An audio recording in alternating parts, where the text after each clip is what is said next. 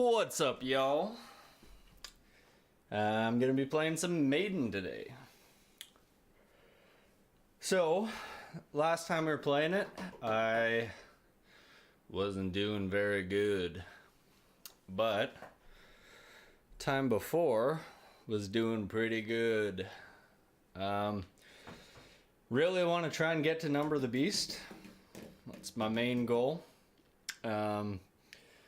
Now that I'm pretty clear on all the sort of strategy, how I need to approach collecting the different eddies, the main things that I still need to spend a little bit more time in those modes to learn is in Cyborg Multi-Ball what the Super Jackpot is, like how to prime it and collect it.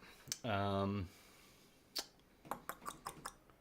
in 2 minutes to midnight, I don't think I know what the Super Jackpot is in there.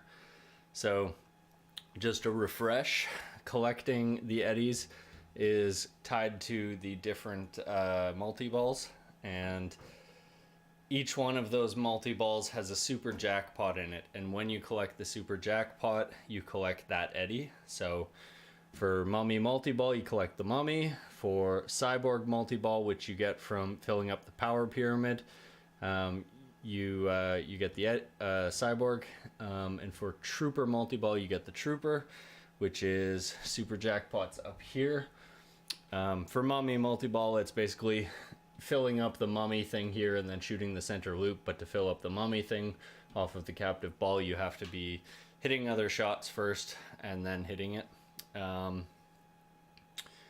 Cyborg Multi-Ball, like I said, I don't know off the top of my head how that one works. I mean, they're always lit up and they're always called out once they're active, but I don't know for sure off the top of my head how that one works. And same with 2 minutes to midnight for the Soldier Eddy. That one I really don't have a clue of. For some reason, I always get to 2 minutes to midnight and I just drain so fast on it, or I do well and collect and I don't even see what I'm doing. And yeah. Last time I was playing with Trooper, I could never hit that Super Jackpot orbit shot into there. Couple things I've done since the last time I played is I still haven't gotten the fix for the orb yet. It's on its way, but who knows. But I did get the orbit fix, which is basically like... So the way that the opto switches work is they're like an optical sensor that shines, one shines and it reflects back to the other or whatever, or it shines and it's detected. I can't remember exactly how it works, but I'm pretty sure it's detected in the other one or something. So you have one that's shining a beam through into another, and when it detects that line being broken, that's how the switch triggers. What the fix is these little, like, sort of reflective tape on a piece of plastic that seems to block half of the opto. So it seems like half of the opto reflects back or something. I don't know. It's very, very strange, but it seems to work. I did a bunch of testing and it seems pretty consistent. I'm not sure about when you get into a really fast loop going from this flipper, the upper right flipper, through the left orbit and around, and if you keep looping it there, that's where it used to fail out. I couldn't get one going in my testing, so we'll see. But every other shot I tested for the loops seems to be pretty solid. And I discovered a kind of a unique little thing. There's a fix for this game for balls getting stuck back there, like, so if the orbit loops around, it's like sitting on the top side of it. There's a spot where I guess the ball could get stuck up there. On the Pros, it needed a fix for that, which I also ordered, not really looking. And on the Premium and probably the LE, there's a little post there with a rubber on it. So they must have fixed that after the fact, after the original run of Pros. So that's good to know. I put on some new flipper buttons. I just wanted some light up flippers on it, so it's nothing major. I've got a whole bunch of other little bells and whistles coming for the game, and I might do a sort of tech stream for those. If you guys have interest in that, let me know. I know some people find it really boring and dull and slow, but it is kind of helpful. if you plan on installing those yourself or whatever. I really like seeing them personally, but more out of curiosity for how certain mechs work on a game instead of how to install the mod. I mean, most of them you just follow instructions and it's pretty straightforward. So what did I get? I guess we'll go over it when they show up, but I've got some torches that go on the Sphinx at the back there. They're like actual kind of like 3D torches just to kind of fill it out a little bit. Couple miscellaneous sort of decoration type things, but nothing too spicy. Some flipper toppers, you know, just some odds and ends. Oh, and might be kind of tough to see, but the flasher up at the back right, back there, I got a little, what do you call it? Obelisk. It's like a black obelisk with some writing and stuff. Just kind of decorates out that upper area, which is kind of, I don't know, it almost feels a little bit plain on this game. I've honestly never understood, because so Stern has always kind of, well, not always, but pretty much ever since like 2000, they've been very into these like clear plastic flashers. They put them on lots of things, like even JJP has one on Dialed In. Like they're ubiquitous, even though they're like the ugliest thing you can put on a game. And I mean, mine's a little bit nicer on this game because it's RGB and it flashes like pretty good color coordinations and stuff. And I guess you could tie it in with a pin stadium or something, but I don't really think this game's a good candidate for a pin stadium. I've had them on a few different games and I currently don't have them on any, because I don't find any of them are really necessary. I put one on Simpsons Pinball Party when I had that, and it made a world of difference on that game. So I think pin stadiums are really great for 90s games or like dark era Sterns, like, you know, if you had like a Family Guy or a Wheel of Fortune or something from that era, NASCAR, Sopranos, all of those are really great candidates for pin stadium lights, but I don't really think on modern games they're as necessary. And I mean, part of it is when I'm playing, when I'm streaming, I've got overhead lights on and stuff so that, you know, it's like a little bit more clear. And I mean, just so you can kind of see the difference, this is what it looks like with no lights on. So quite a bit darker than, you know, with the lights on. But I mean, I also find it, your eyes adjust to stuff. So if you're playing in a dark room, you can get used to it.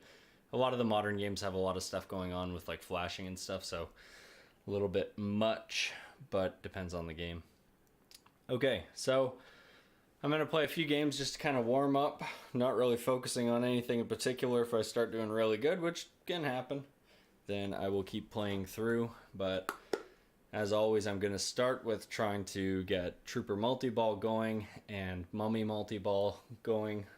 And for me, it just helps to do those ones really early on so that I know I'll have enough time to restart them if I miss the super jackpots. All right. Welcome, warrior. Oh, I also put in a shooter lane guard, and I may end up removing it. I don't know. It doesn't seemingly do anything. We'll see though. It does seem to sort of affect the way the ball sits in there. So if nothing else, I'm gonna trim it a little bit. But I don't know. Like, this is a full plunge now. So it barely makes it up there. It doesn't actually loop all the way around.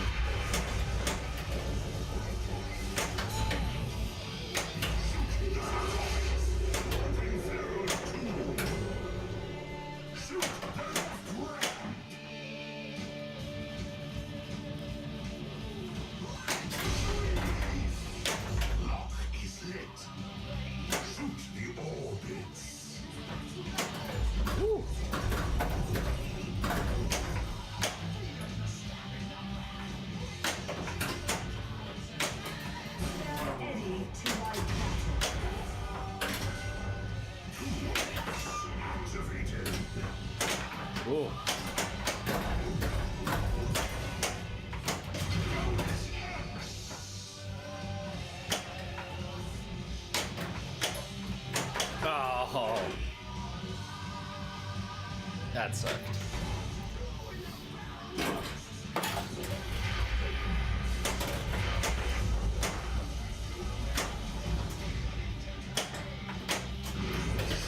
The underworld.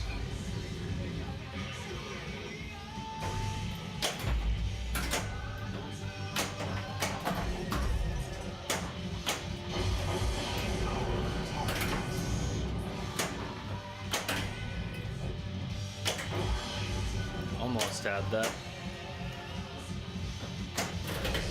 There we go.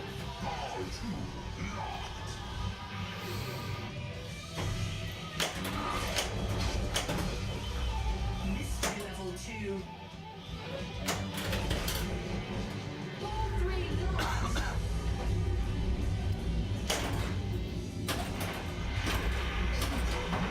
Nah. I might look into doing one of the fixes that people have come up with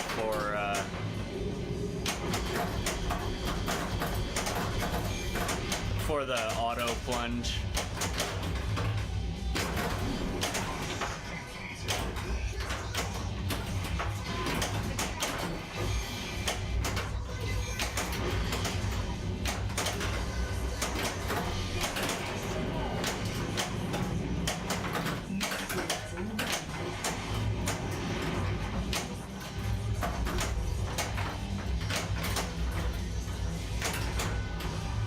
Oh.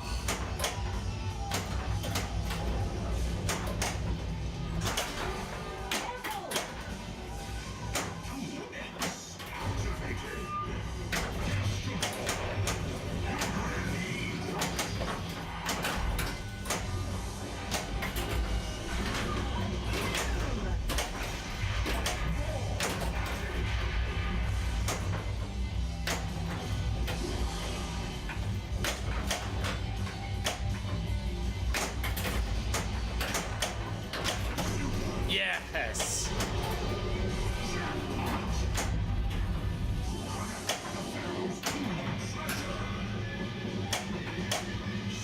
That is awesome. Collecting an Eddie right at the end of the multi-ball is like probably my favorite thing.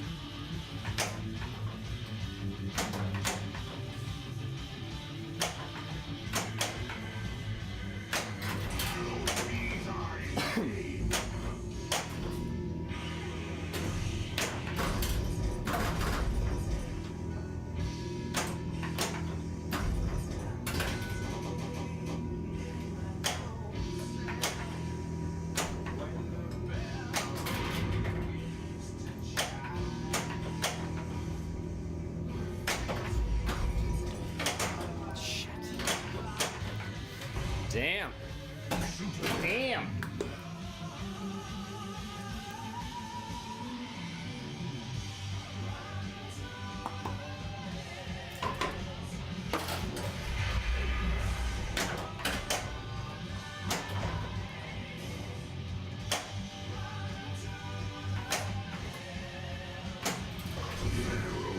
There we go.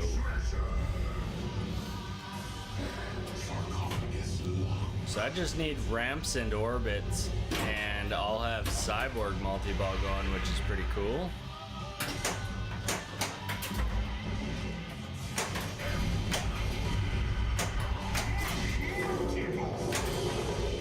Wow, I triggered that fast.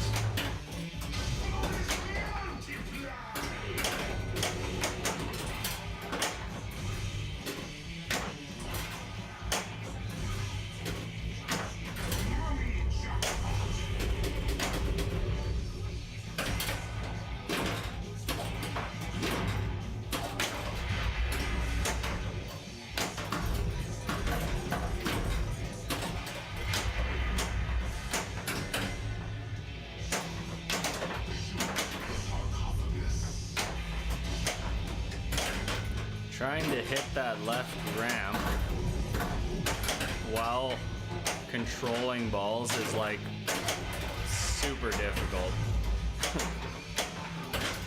Yeah, this mummy multi-ball did not go well.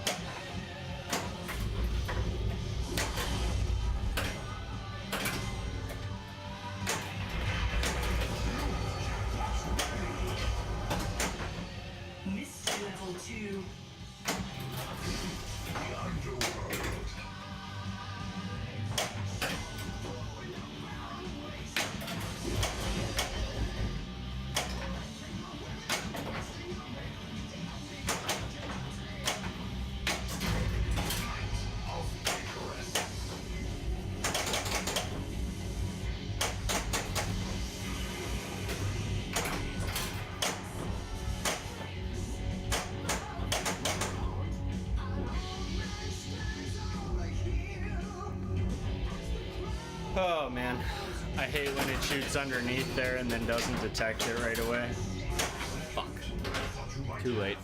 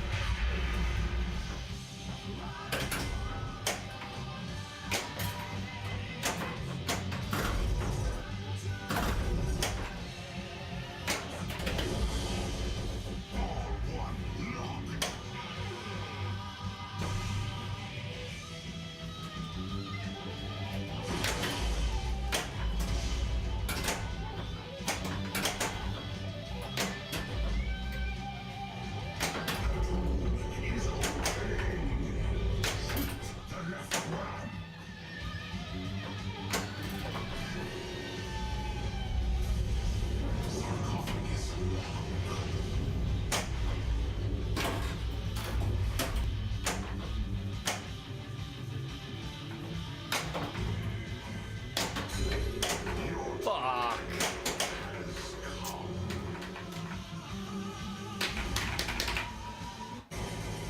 Not bad for a first game of the day. First game on this machine in like 4 days.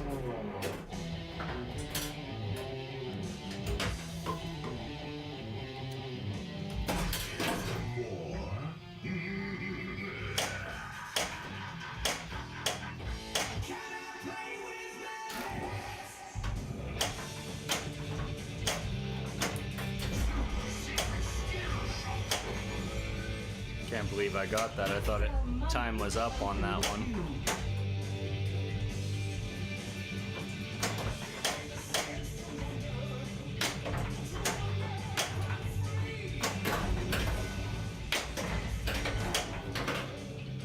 Woo! That was fast.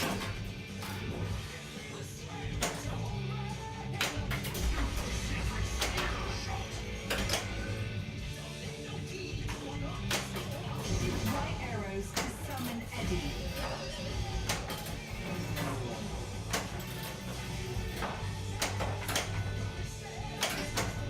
I love when I get in the groove on some ramps because it means I'm more likely to progress through and get a few of them.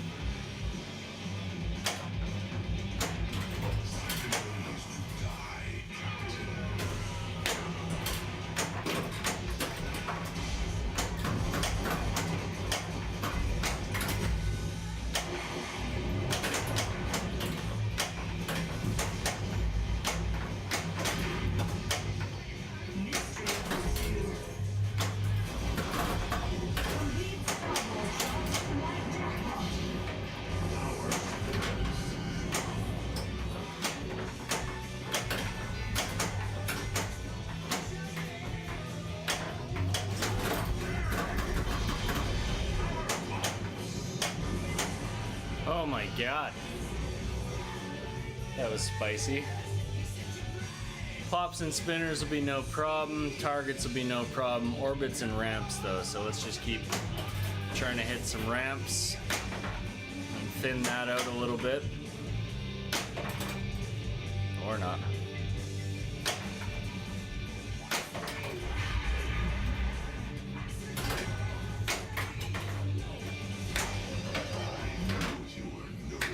Never mind, never mind.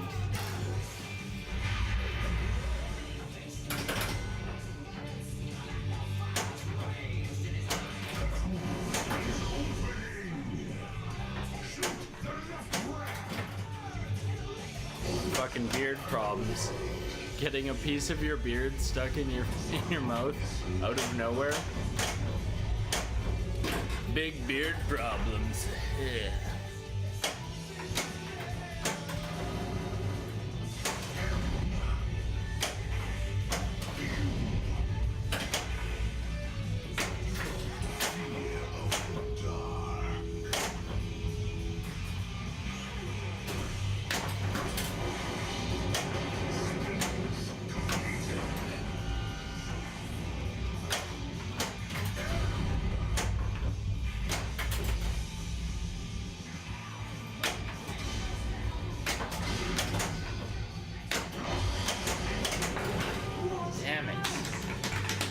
No good.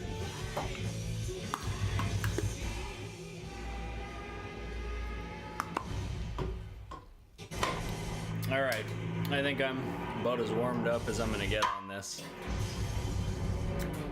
I don't know why as soon as the last ball drains it doesn't automatically start the tip down mechanics and stuff to get all the balls drained so you're not sitting there waiting.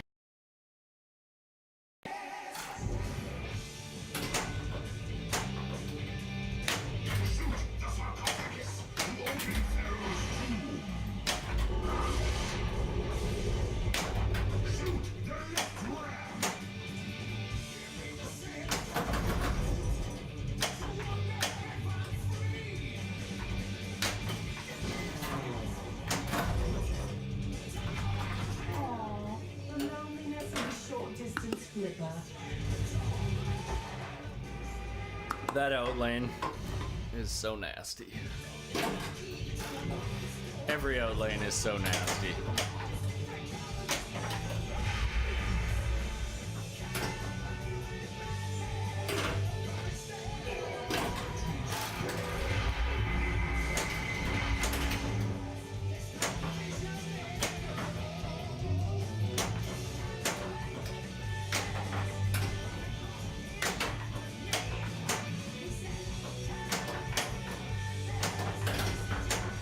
Oh, I hate when I'm just like bricking everything.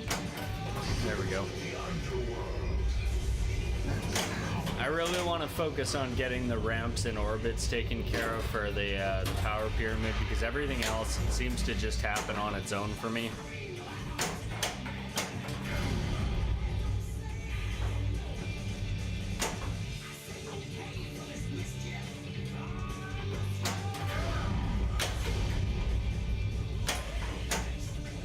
Let's get that mummy multi-ball. Yep. Gonna have to wait to do that, I guess.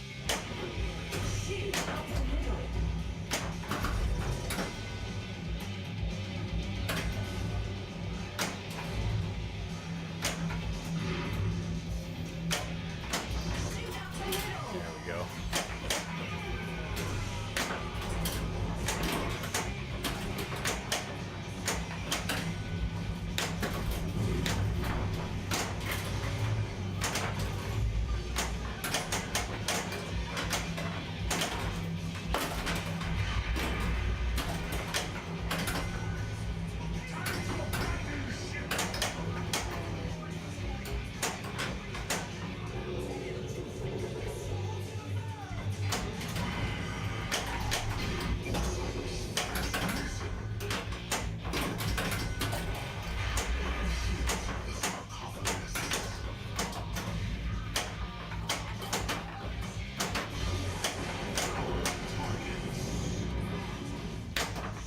Damn.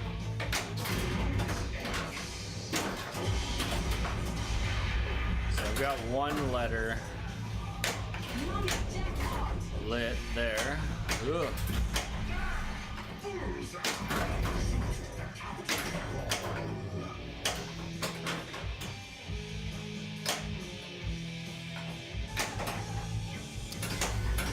Getting only one letter out of Mummy Multi-Ball is not good progress at all.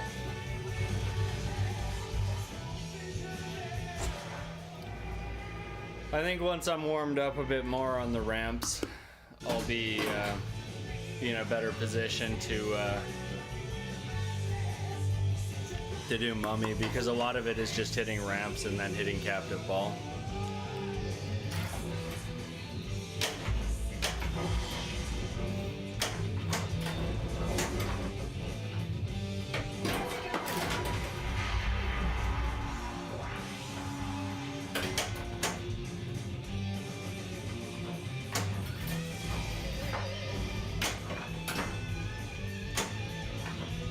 That was cool. It's like a half ball trap up top.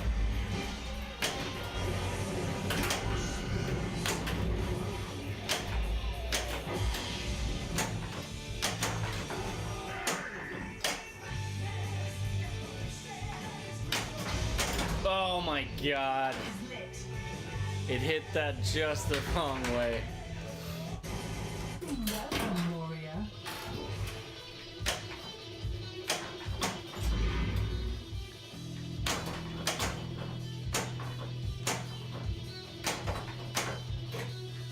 Oh my. There we go. Mystery level 2. Shoot the sarcophagus! Moving Pharaoh's Watch out! shoot the tomb! Excellent shot!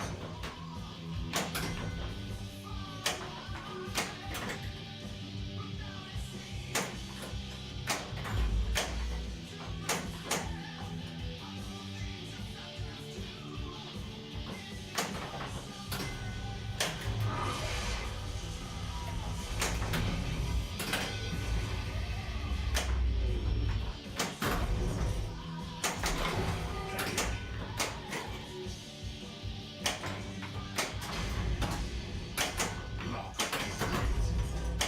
Shoot the orbits!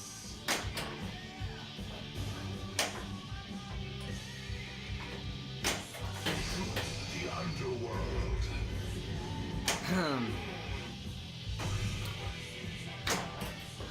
Ah, perfect. Sarcophagus lock.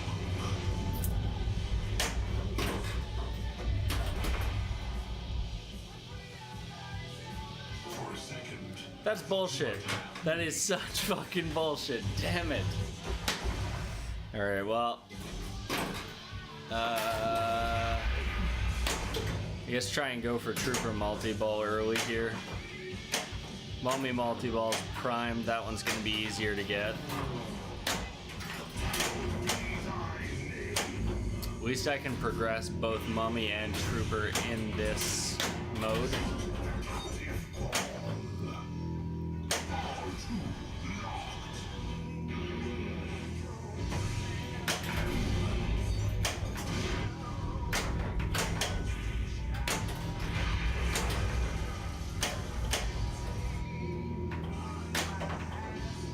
Shit.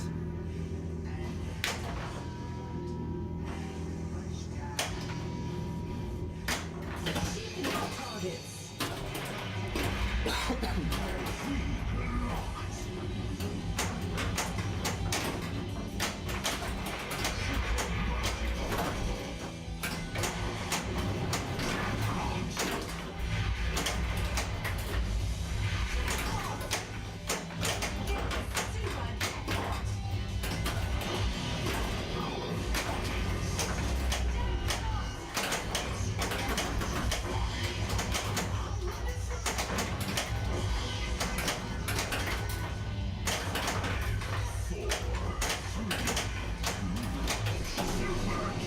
Nice.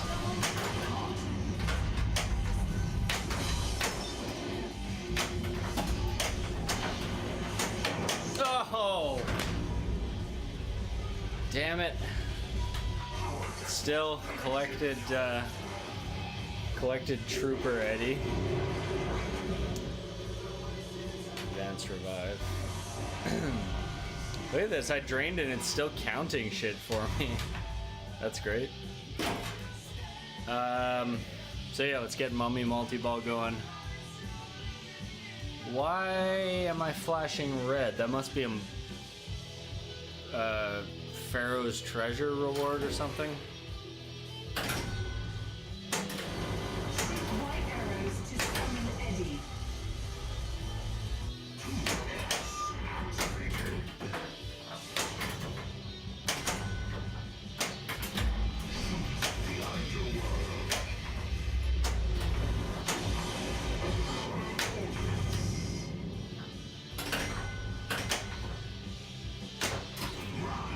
Of the ancient mariner.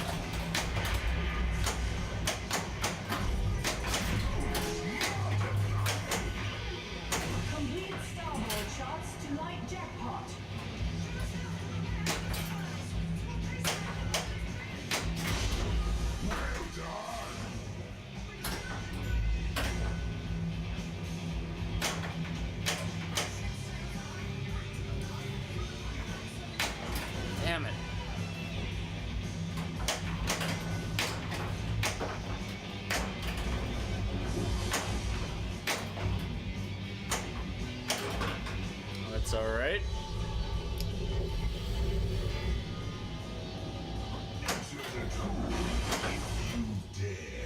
Oh my god.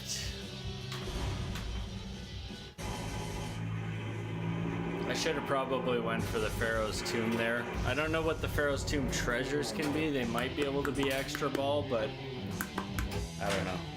Banking on extra ball is kind of like, it's not really competition friendly, right?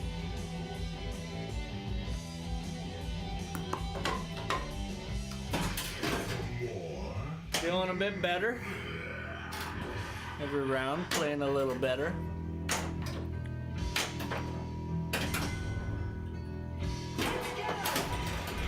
That last round kind of sucked that I ended up using both of my tilt warnings pretty early. Ready to light battle.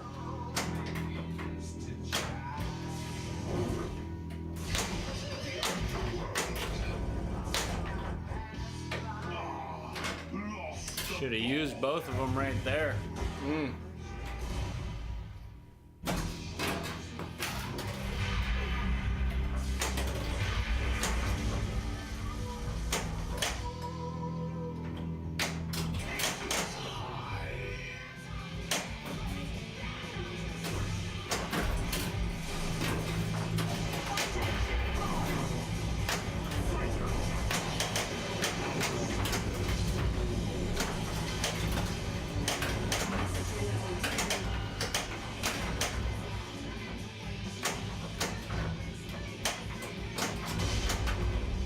Oh, I hate when that orb doesn't register. I can't wait till I get that fix in the mail.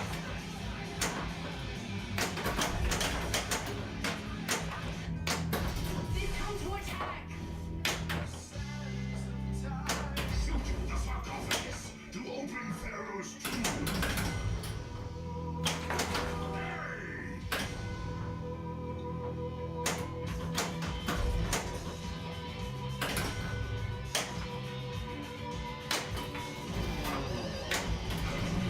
Is opening. Shoot the left one.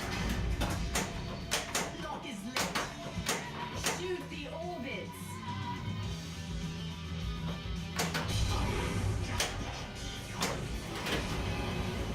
Ball one locked.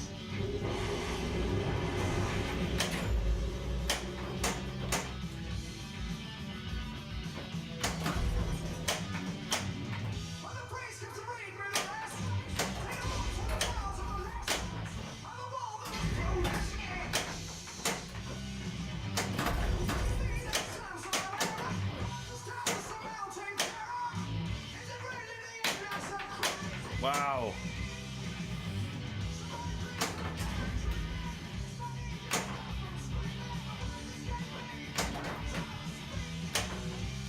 Hitting one side of it and then the other side.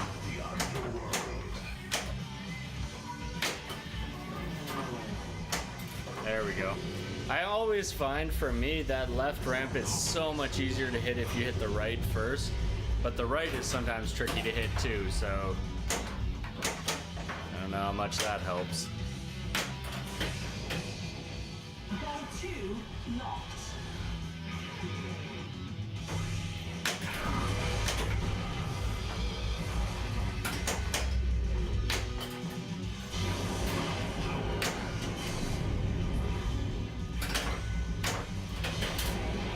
Ball 3 locked.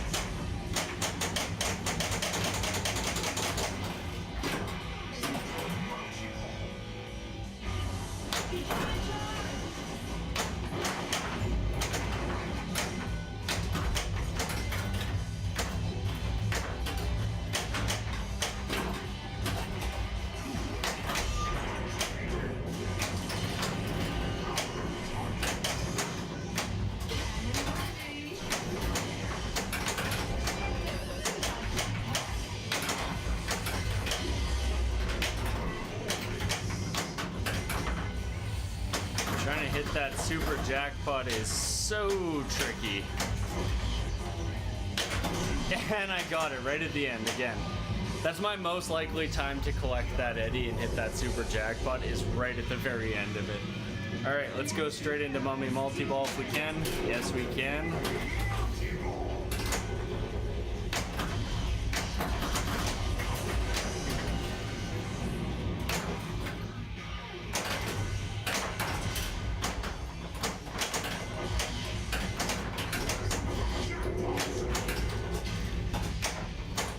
I think I'm gonna have to reseat my trough connector.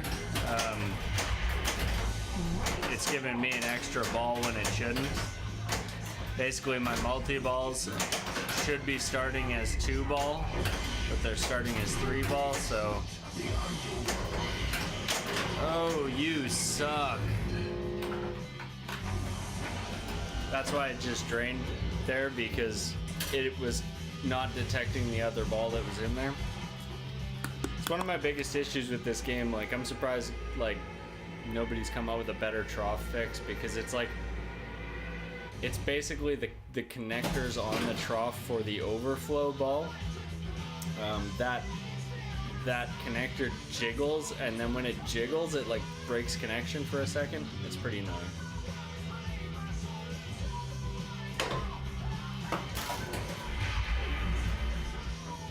Let's try and get that Pharaoh's Tomb treasure up the left ramp.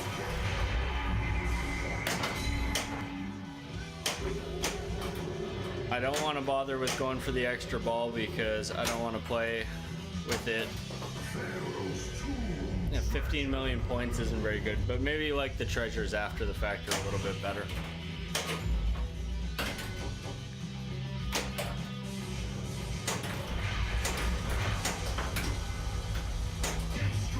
Ah, fuck it. We'll play it. I'm almost done my power pyramid, so I might as well go for cyborg multi-ball and stuff, even though this game is basically an illegal game. But whatever.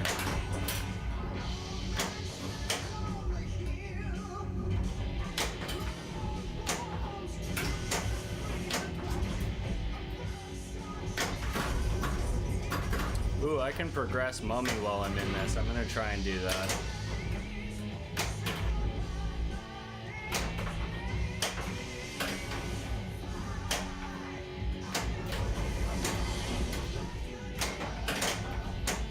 Also, what do I need right now? Ramps and orbits, as usual.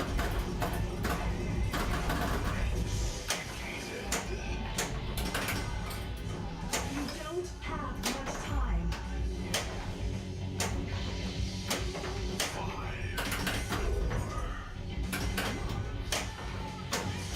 Oh.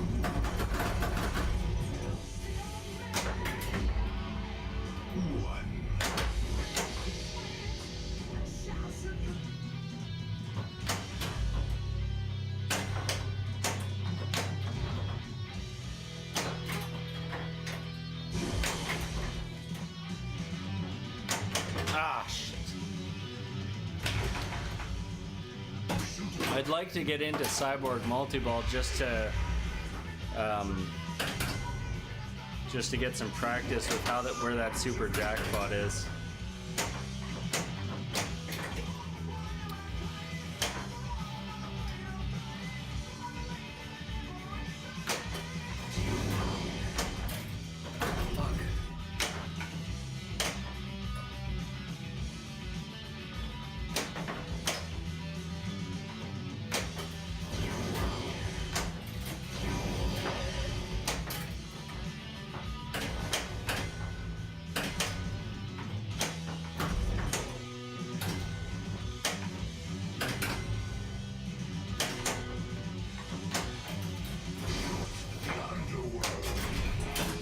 Nice. Lock is dead.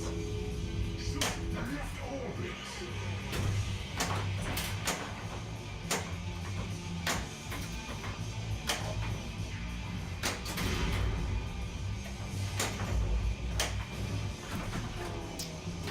No dice. Okay, let's let this ball end, and I'm gonna fix that trough here.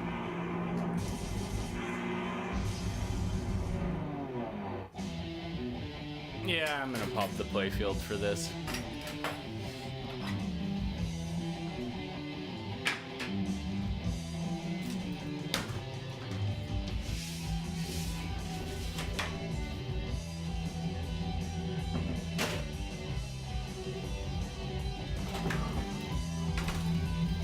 actually see if I can show this on camera. So, oh, that's really dark. 1 second.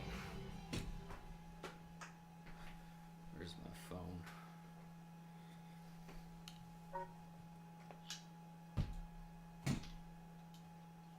So you can kind of see there.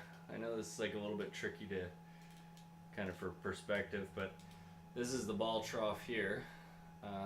And on the right side, you can see all those lights there, those LEDs, are marking positions of the balls basically in the trough. So you can see balls 1 through 6 are in there. And then this one on this side, right there, that one is for the overflow, which sits above ball 1. So that's what I'm gonna fix right now. Shouldn't take me more than a second here.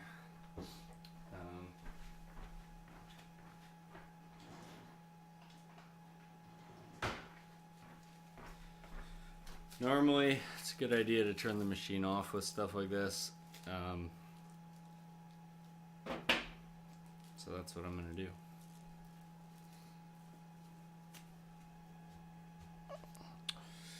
If I could. I really hate that they changed on the spike system, putting the switch up underneath the back box. I think it's like one of the worst decisions they made. It doesn't make any sense in terms of how a person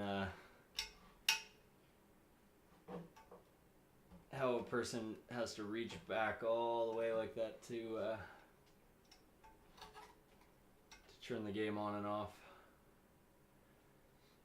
So what I'm basically doing right now is just lightly bending the outer pins for that switch so that the connector kind of stays connected.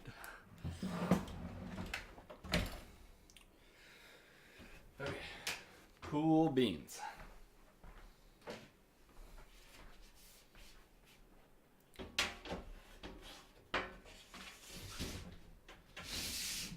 Yeah, it's just to be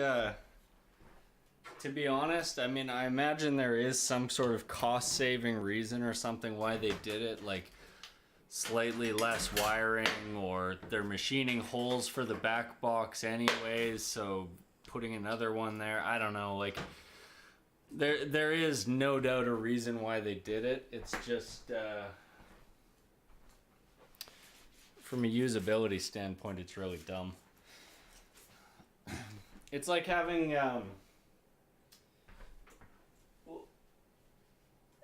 the volume control inside the coin doors still. It really makes sense for games on route, but like they should make like all the pro editions like a route game, and all the premium and LE editions should be like a home game basically, because that's for the most part that's what people are going to use it in, you know. There are some people who put them in establishments, but if somebody turns up the volume and it's really loud, you can just go and turn it back down. It's, you know, I don't know.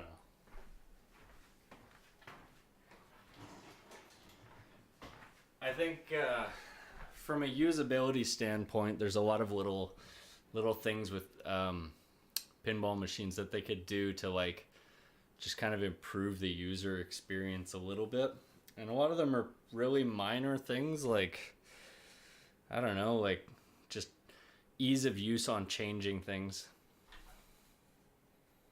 Yeah, I had Game of Thrones premium, and same thing on that game. Reaching up to the back box is like, it's the last thing I want to do, and I almost always like, I debated if Total Nuclear Annihilation, in my lineup right now I have Hobbit dialed in, Iron Maiden, and then TNA, and I've got a couple other games in the basement, but when I had Game of Thrones, it fit on the end of the lineup fine, but now with TNA, putting TNA, which is like a shorter cabinet and stuff, putting that in between games doesn't really make a lot of sense. But it's a lot nicer having spike games on the end of your lineup so you can walk around them and turn them on, and you're not like, ugh! End up throwing my back out turning on a game. Okay, so I'm gonna watch right now. I want to make sure when I get into a multi-ball, it's only giving me. I think Trooper is still a 3-ball, but Mummy multi-ball should be only giving me 2 balls. And any of the like Rime of the Ancient Mariner, where you can add another ball right away, that should only be giving me 2 balls as well. I shouldn't be in 3-ball during that. So if I am in any of the multi-balls getting an extra ball, then I need to adjust that trough a little bit more.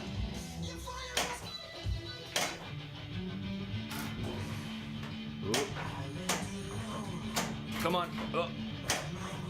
I still haven't hit a switch, so I don't know. Yeah, it didn't. I wish there was a timer for the skill shot and not just because it's based on timer plus switch. I wish there was a visual indicator. Whoa.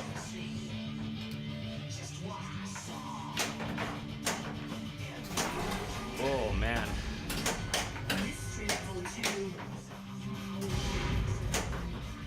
I love when I get a ball that just kind of floats along and knocks out a couple drops there. Oh, you just got it dialed in? Nice. It's a really fun game. I like it because of how different it is than like if you compare it to like all the stuff kind of floating around in the of new games being released and stuff. It's really the only one that captures that like sort of goofy 90s theme and feel with like great shots. And it does have a couple shots in it that I'm not crazy about. I think the scoop, like the angle of the scoop is just a little bit off, so it means a lot more rejects out of the scoop. I even put in the Cliffy for it, which is like slightly thinner metal, and it didn't really make much of a difference. The SIM card shot, I find I get more of the SIM cards in off of bank shots than I do off of the right flipper, which to me, like, they should have swapped where the SIM card is and where Light Big Bang is. Those two should have been swapped, and then I think it would have been like pretty much flawless on that side. But yeah, the phone gets too many rejects. And I keep saying I wish they would have put pop bumpers on that top section where it diverts, because that section's kind of just like a boring little wasted space. When I end up there, I'm like,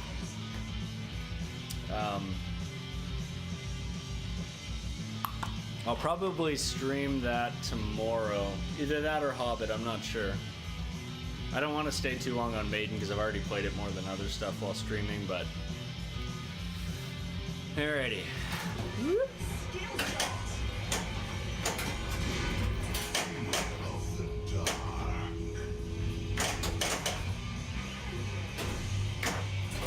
Yeah.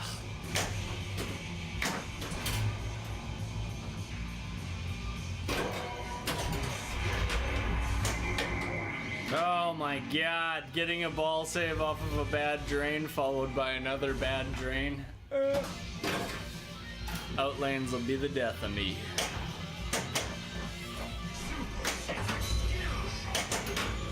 Holy crap. I'm flailing.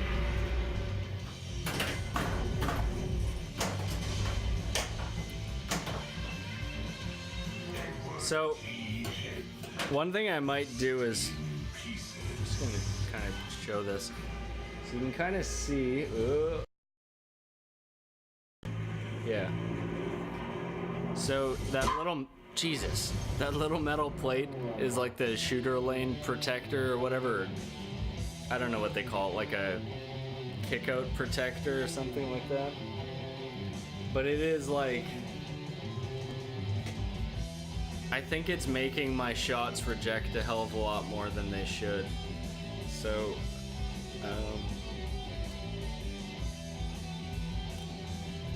I think I'm just gonna pull it off. I put it on today, and I'm honestly feeling like it's wrecking my shots. We'll see. Maybe it's in my head.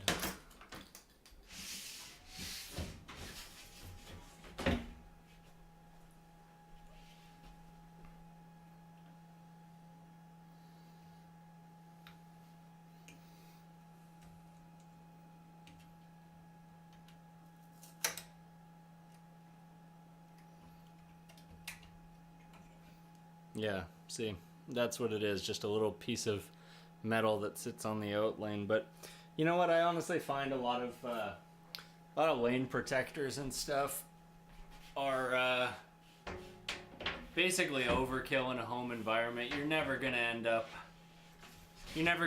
putting that kind of a wear on a game that's in a home environment. Like, it kind of harkens from an era when the games were going out on route, and like, I don't like, putting Mylar on the game was a pretty good idea if you're putting it out on route, but to have it in a home environment, it just wrecks the artwork. Oh, you got a Hobbit too, that's good. I find that Hobbit is like, when I first played it and when it first came out, I was like, I wasn't crazy about it. I thought it was a little bit too floaty and too like wide open. There wasn't enough going on in it. And then when I played one in a home environment that was really set up well, like, it totally changed my opinion of it, because it's a great game for rules. Like, it's a very, very deep game. Like, this game, Iron Maiden, is like relatively deep by modern standards, I guess. But it's honestly like, this game feels really shallow compared to Hobbit. And, you know, it's not all about what's going on the playfield. Like, you can have all kinds of shots. You're not doing anything in the game.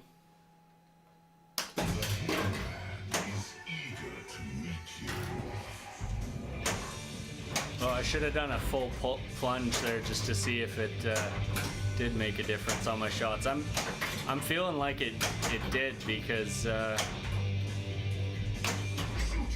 it almost feels different coming out of the plunger. Ooh. Even without a full plunge.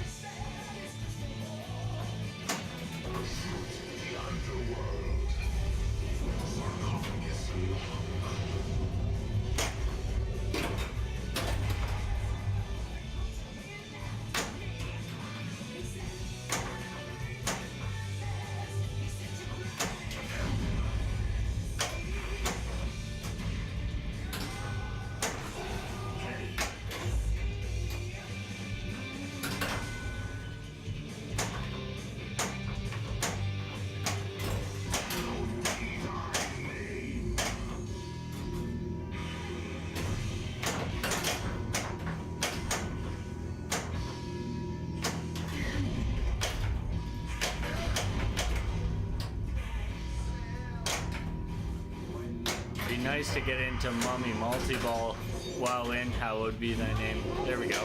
Okay, so I should only have 2 balls right now, so if I have 3, then it's still detecting incorrectly.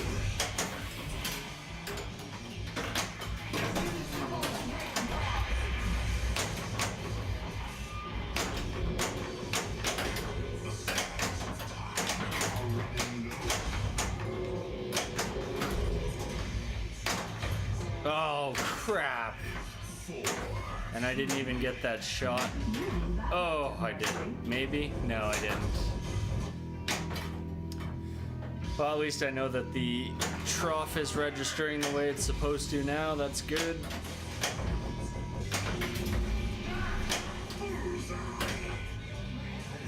Shit. I don't think this one's a Cliffy. I think it's, I got it from Pinball Life. It's probably, you know, honestly, it's probably a Cliffy. I think he makes like all of them, but... Okay, so let's do a full plunge just to compare. I don't know, maybe it makes no difference. Either way, it's one of those things that it doesn't fit properly, so at the very least I'm gonna need to trim it before it goes back in.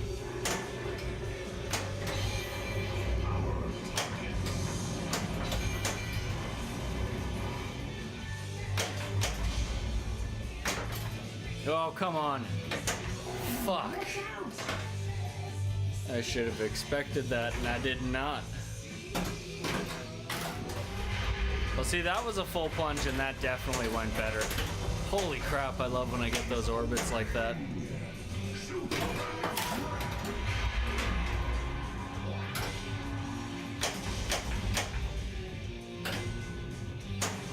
Well, there's always next time. Yeah, I don't know. I mean, so this game, I don't know what it is about the ball launching, but like, it's never consistent.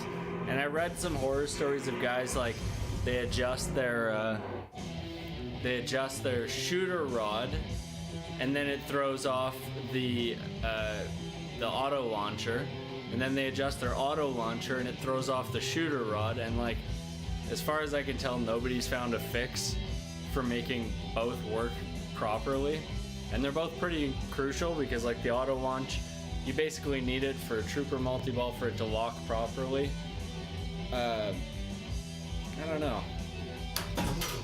I don't know what you could do because like I feel like they should line up the same, but apparently they don't. So this is another full plunge.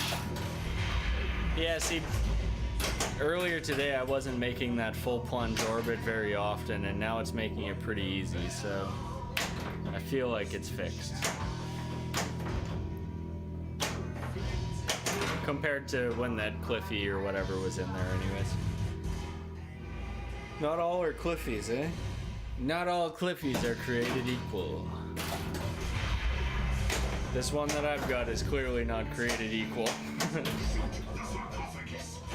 I mean, at the end of the day, they're just basically like tin or aluminum or something. Aluminum, I think.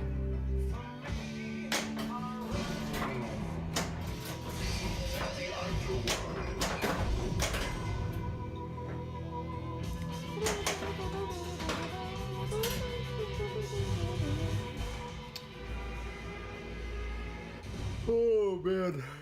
Woo. Yeah, I'm much more consistently making that orbit off of plunge.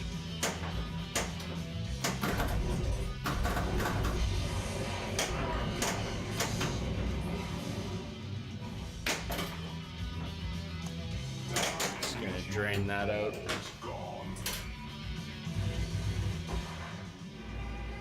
Also, thank you for the follow, Botfly. I appreciate that. I don't know what's up with my notifications, but it's not always consistent on showing me what's happening with follows and stuff. But I appreciate it.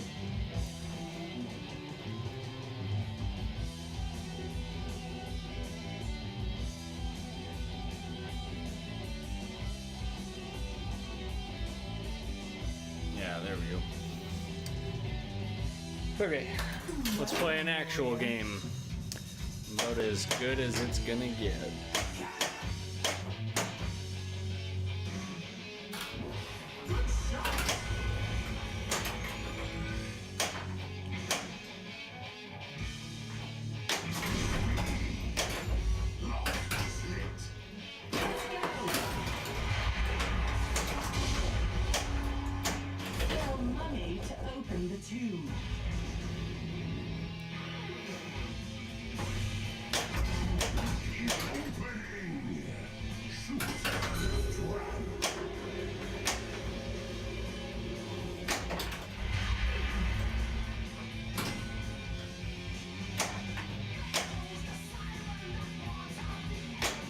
Oh, nice.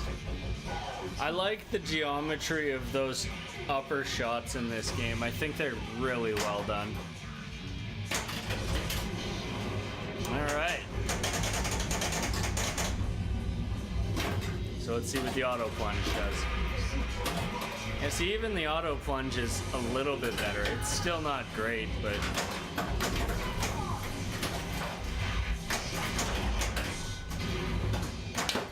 Whoa, that was a spicy little air ball.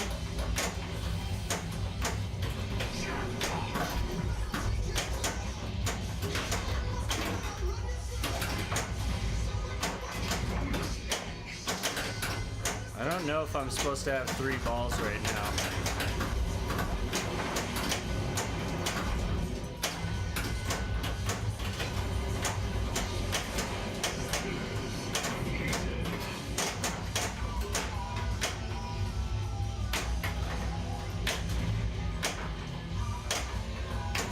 Oh, come on. Damn it.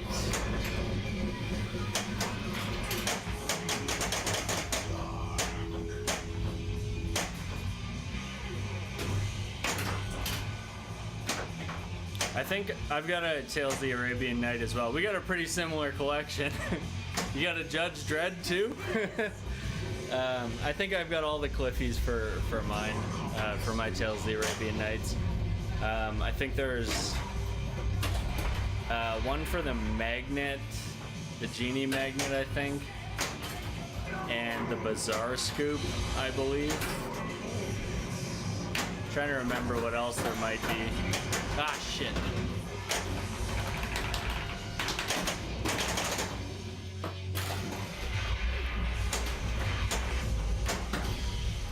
Yeah, a lack of quality control is definitely a Stern thing.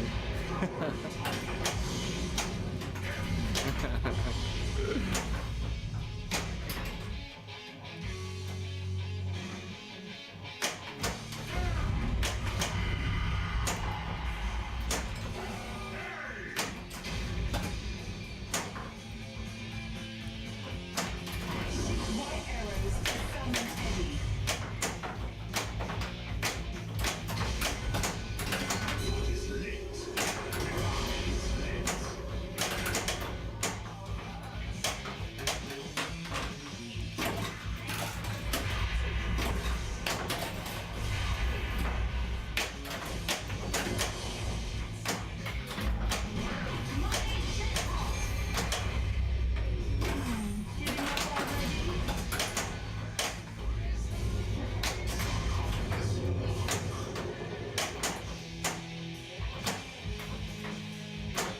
Giving up already? Jackpot is lit.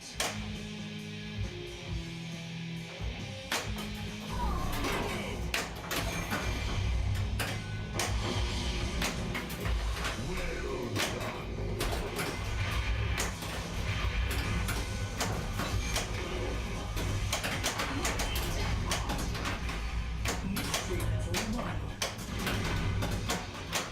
Mystery level 2. Oh, it did not detect that orbit. That's the first orbit I've had since installing those opto blocker things, where it hasn't detected my orbit.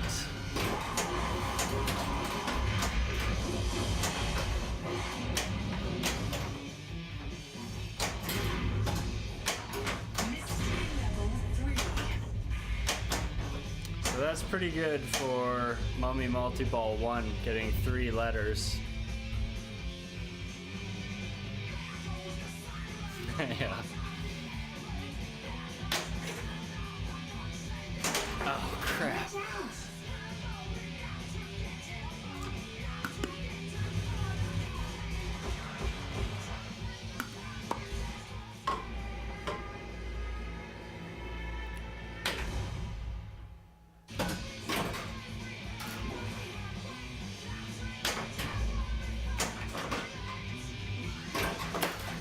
Ah, shit.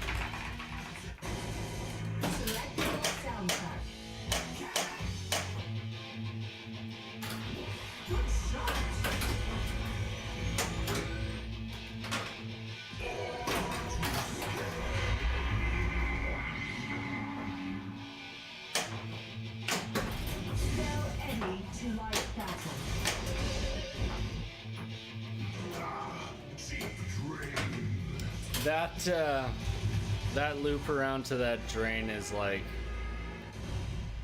the nastiest thing in this game. Shit. I almost got that outlane super jackpot.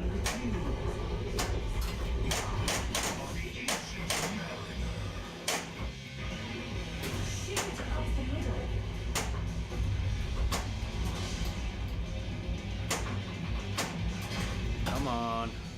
Mystery level 2. Shoot out the middle.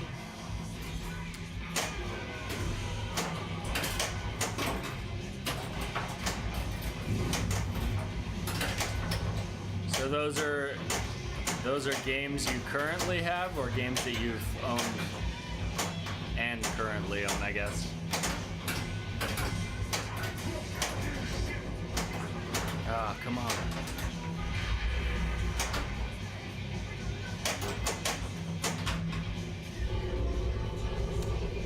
Never had a Walking Dead, and it's a game that I think I'd really like to own for about a month. So I might, next game that moves out, I might do a trade.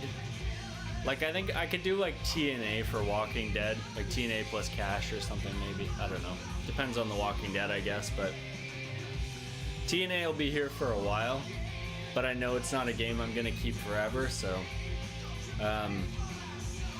Star Trek, I had an LE for about 2 years. I really liked it. I think it's actually one of the best games Stern's ever made. And if I had the space, I never would have gotten rid of it. But it is also a really, really... I wouldn't say it's a linear game, but it's like... Because you do have different routes you can take and stuff. But like, generally speaking, it's like play through the modes, get to Kobayashi Maru multi-ball, and like, you know, that's like what your average game is gonna amount to. Yeah. Oh, that's cool. Woz is a game that I could never really connect with. I played quite a few games on it. I've never owned one, but I've played quite a few games on it. And while I like the rule set and it does have some interesting shots, I think it's a hard game to really like for me. Part of it's the theme thing, I guess, too. I mean, I'm not crazy about Wizard of Oz. And yeah, Simpsons Pinball Party I owned for probably only like 2 months, but that was enough time for me to learn all the rules and to, you know, make decent progress in it. I enjoyed it. I find there's a lot of games that I'd really like to own for a month. I wish more people in the pinball community were open to the idea of like sort of a collective of owners. Like, you know, if I buy this new Stern, you buy the next new Stern.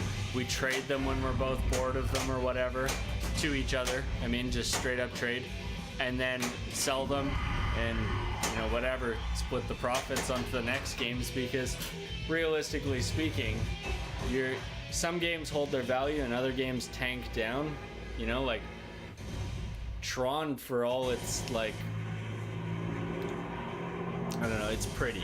That's a well like modded Tron looks good, but it's not that great of a game.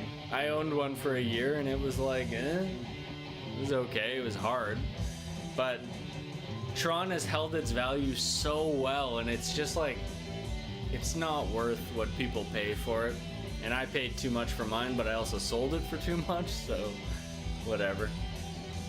But yeah, I wish there was more, people were a little bit more keen to like kind of work together on pinballs, like so that everybody can try different games and spend time with them. Because for me, I really like owning a game so that I can spend the time with it to learn the rules in a home environment and learn the audio cues and stuff like that.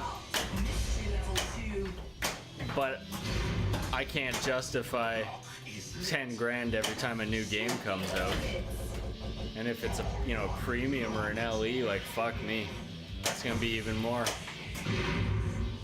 My Maiden, I never was even gonna actually get it originally, but I had an Alien LE on like I had my deposit in it on it, and I actually could have gotten my LE, which would have been like one of the rarest games because they made like none of them. So mine with the blue trim is the only blue trimmed Alien LE that was ever made as far as I know.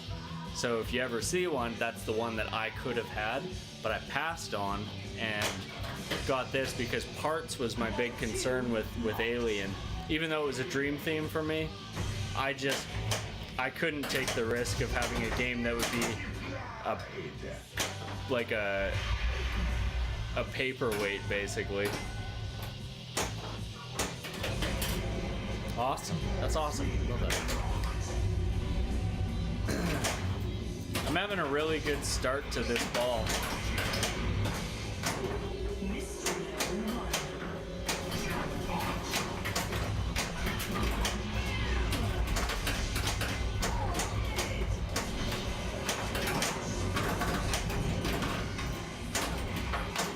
So my super jackpot is lit up, so I need to keep an eye up there. Jesus. Oh, so close on that one.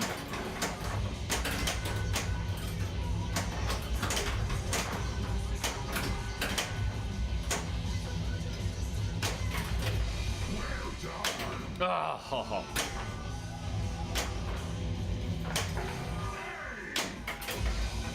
Come on. Yes. Woo. I love getting that.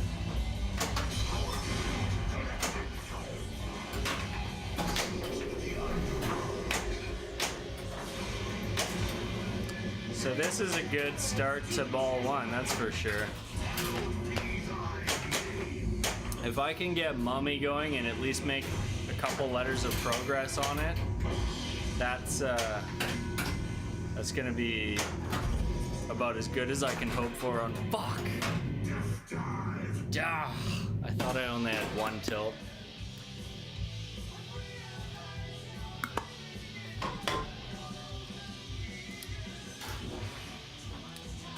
But yeah, real shame about Alien. That was a game that, like, I wish Andrew Highway wasn't such a fucking putz.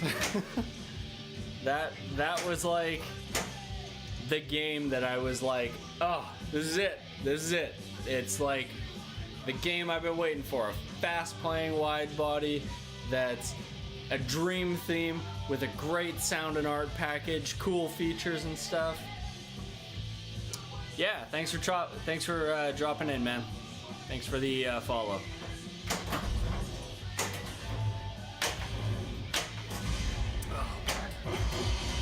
So I want to be going for that Mummy multi-ball as soon as I can. Having a hard time getting control of the ball here.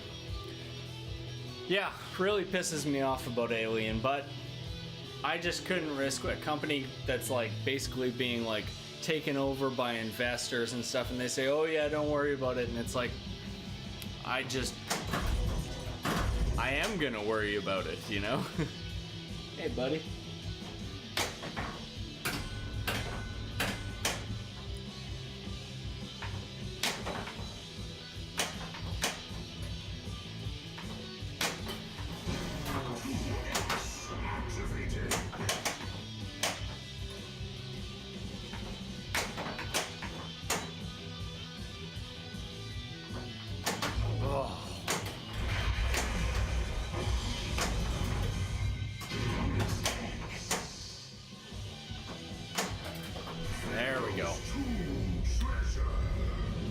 Oh, man.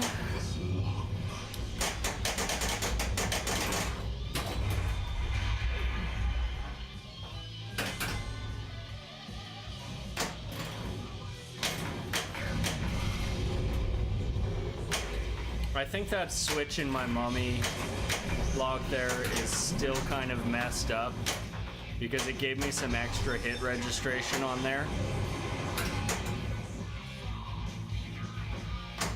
Oh, so close.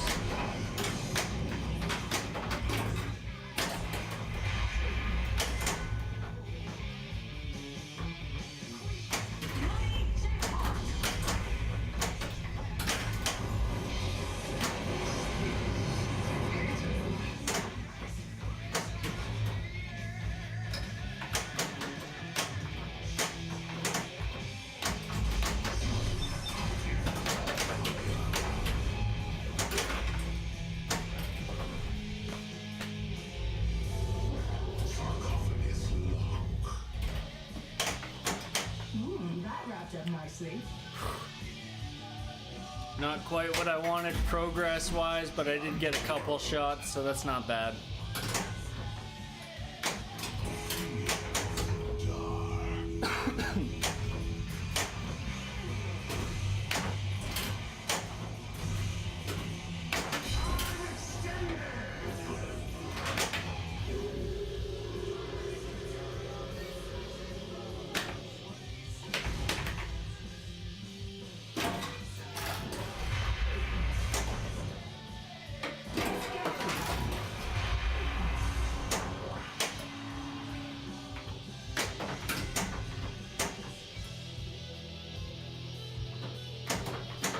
Shoot the sarcophagus to open Pharaoh's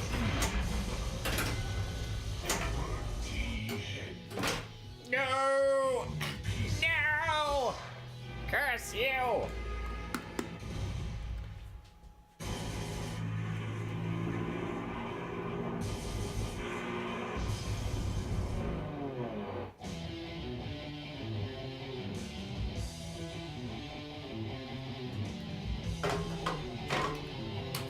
I keep getting a decent start, which is a good sign that I'll be able to put something serious up today. But I'm also not doing great on ramps right now. So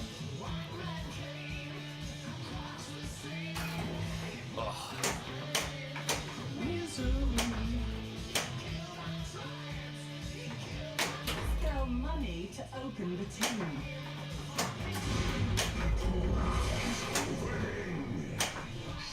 The tomb. Mystery level 2.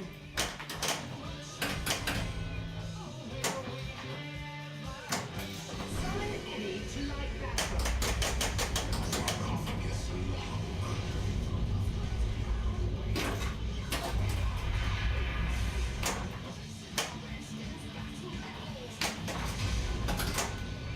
Lock is lit. Shoot the orbits.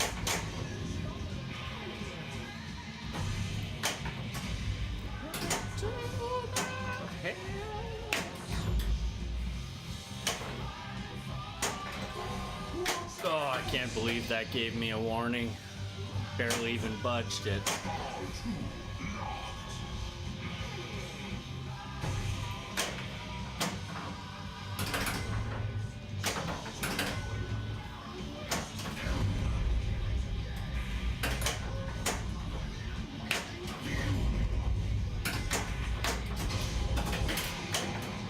Wall 3 locked. That actually is really nice that that happened because it lets you get a chance to get a couple shots in. Get the super jackpot. Great start. Oh, so close. Yes! Oh, I love it when that happens.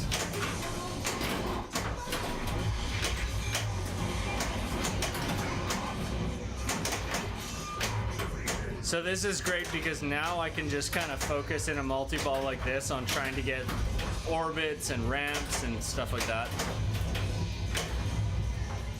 If I get that center shot, I can actually get an add ball.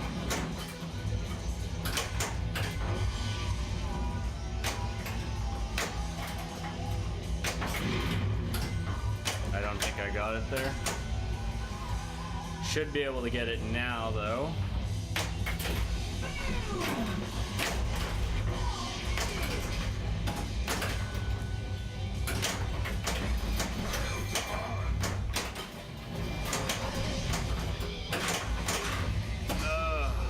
Man, that was good. Some good progress on stuff. Almost got everything unlocked.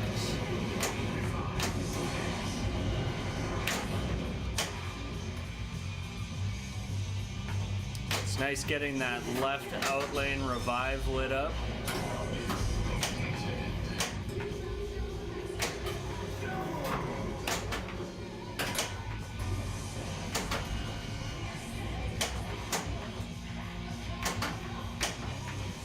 Ah.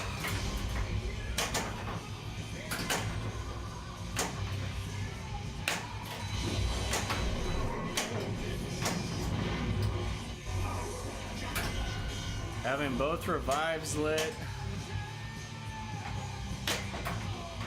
is like the nicest feeling.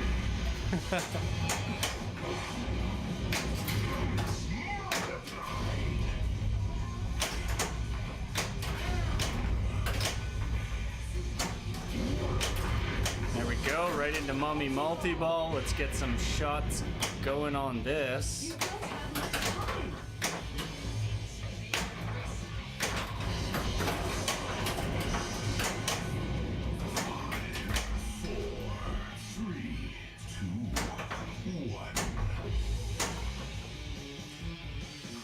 Okay.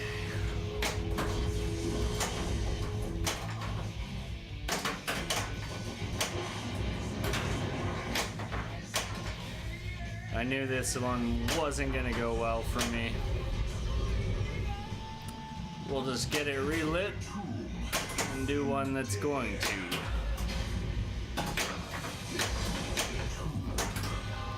I gotta be careful, I'm pretty sure I have 2 warnings. Let's just check that now. Come on. Give me that instant info.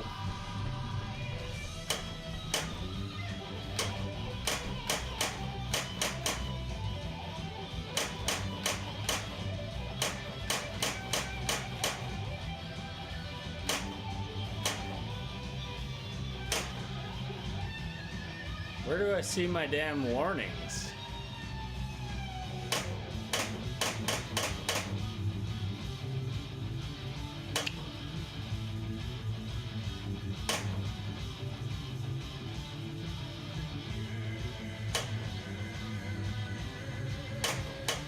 Can you really not see how many warnings you have?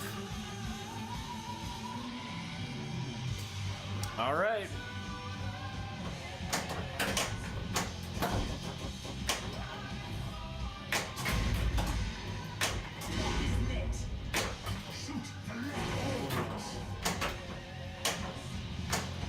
Oh.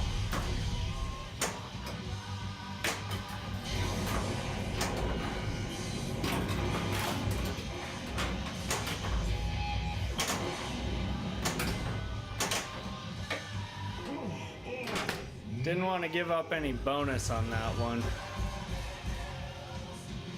What does it add up to? 8 million. It's not huge, but it's no sense giving up 8 million.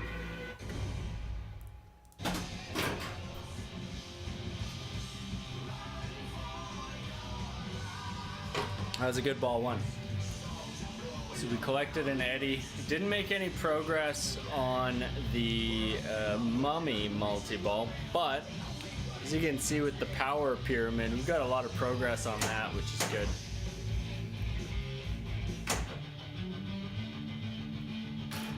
Ah, shit. I love that you can get a super secret skill shot for just shooting out the outlane without hitting any switches.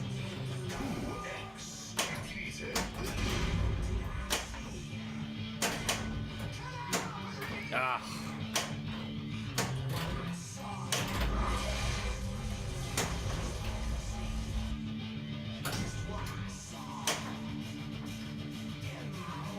What do I need? 8 ramps, 10 pops, 7 orbits. That's all very attainable. I'm just hoping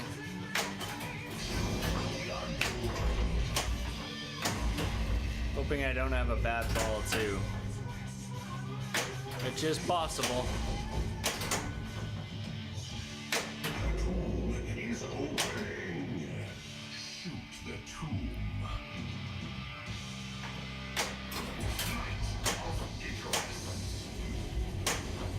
So the reason I shot up the middle there instead of just going to Light Mummy multi-ball right away, wow, that's fucking lucky, was because I needed to get the ramp in Flight of Icarus as well as for Mummy Lock, for Sarcophagus Lock, sorry. So that worked out perfect.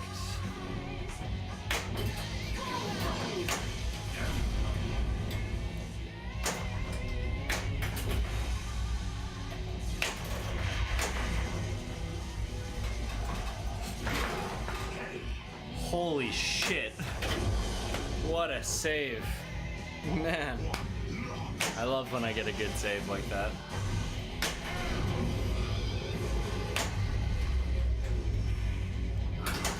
Just need to get one shot. There it is.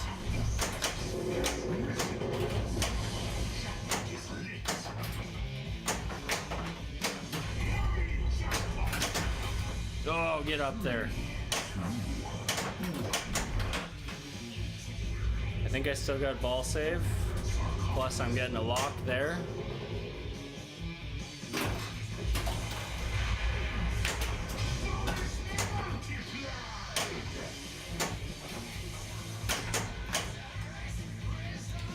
This is gonna give me an add-a-ball. Hitting the captive ball, gets third ball in play.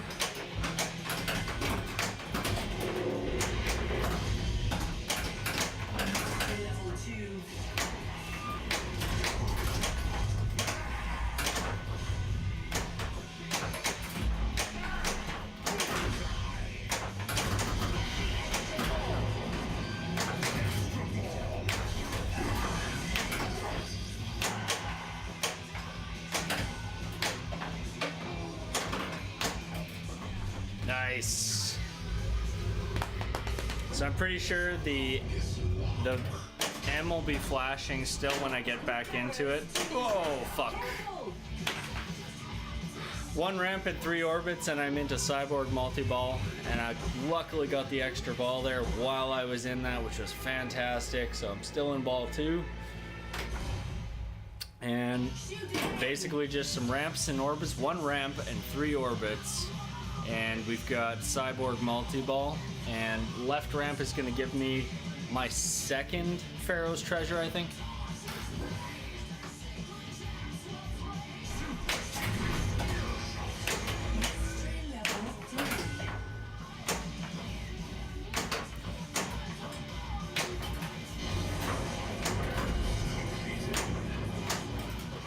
Nice. Wait, that was only 1? That's interesting.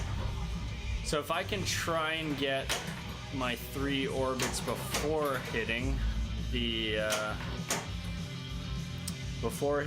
orb, it'll let me skip making that risky shot more than once.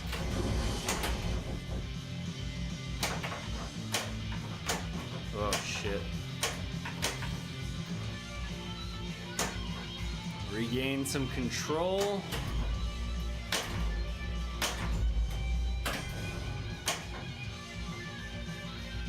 Go for right orbit, that'll give us a ball lock as well. Ah, fuck. There's one.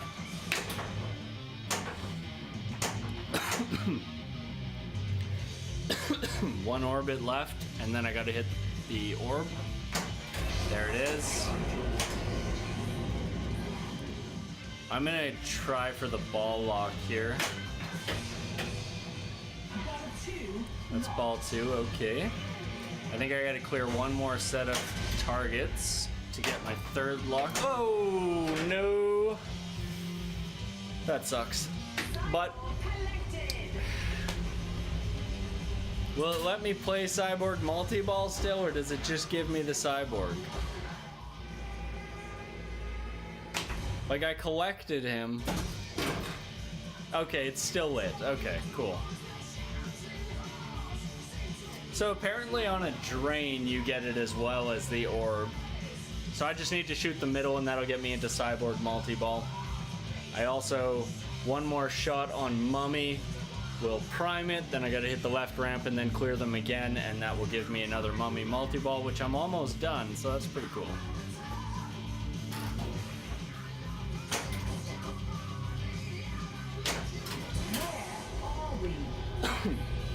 So apparently you just can collect Cyborg without looking for a skill shot, I guess. I don't know.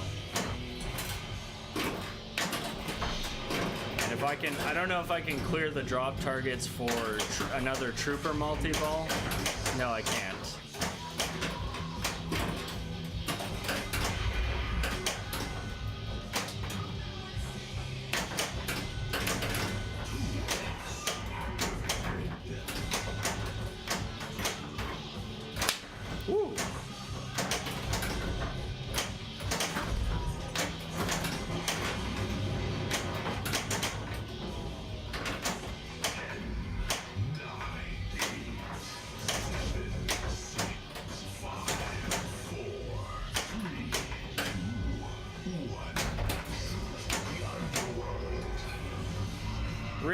fast, shitty cyborg multi-ball, but that's alright.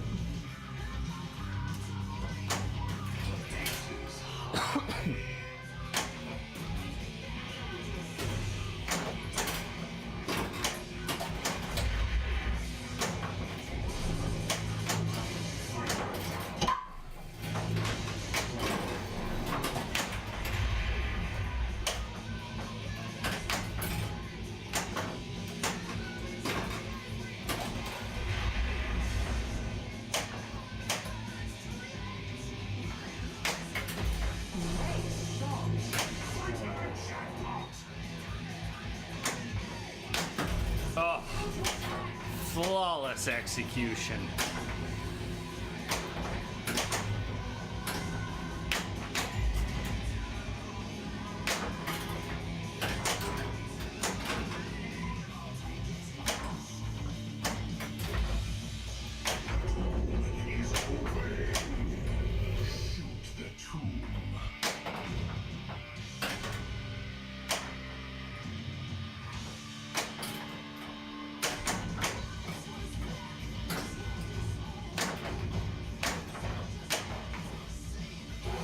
Watch out! Lock is lit. I can actually get back into Trooper multi-ball. I just got to make that center orbit there. And a couple shots on the sarcophagus there, and I will get Mummy multi-ball again. And I have the M, the second M primed in that, so just need to do 2 more letters in it, which is pretty cool. I'll try and pass that over. Yes, perfect.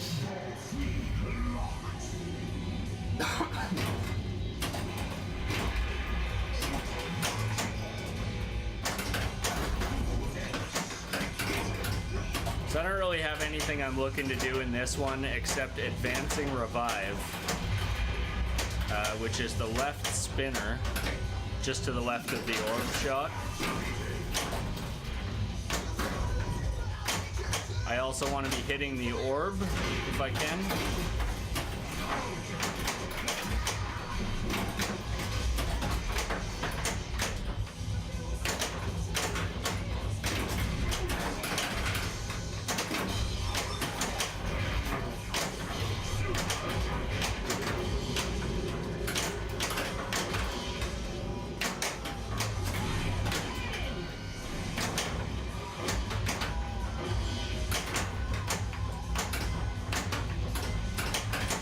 Oh, I cannot wait until I get that orb fixed.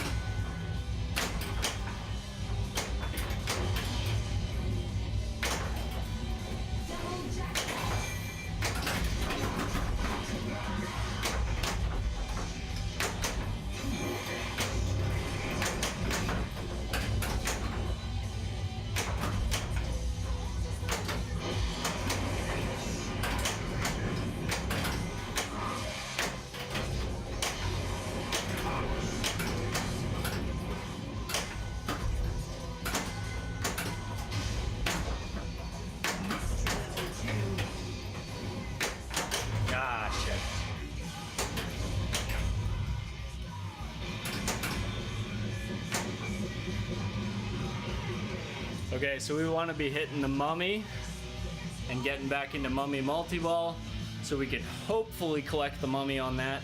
We've got Rime of the Ancient Mariner, Hallowed Be Thy Name, and then we're at 2 minutes to midnight.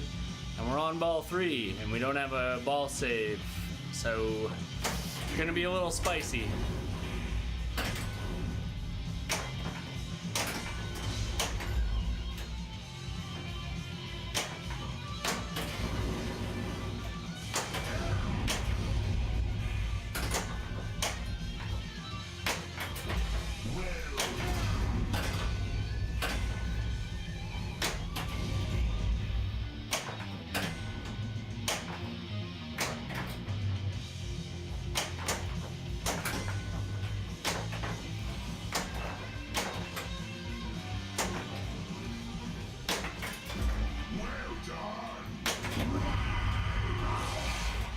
One shot, and we are in Mummy Multi-Ball.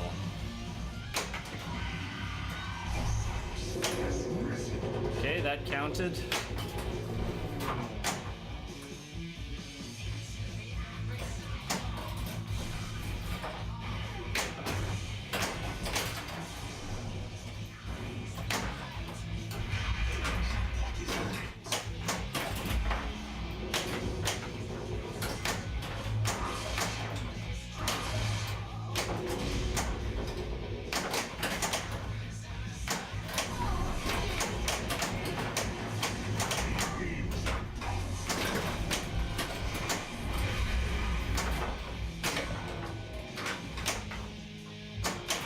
Oh, shit.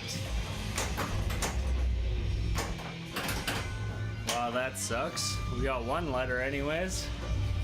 Just gonna have to relight it again.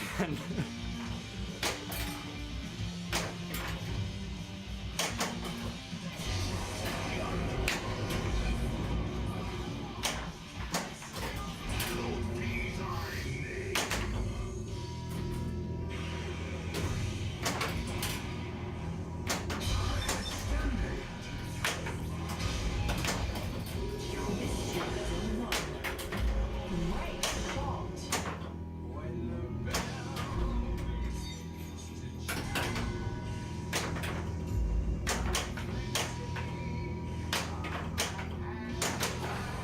out!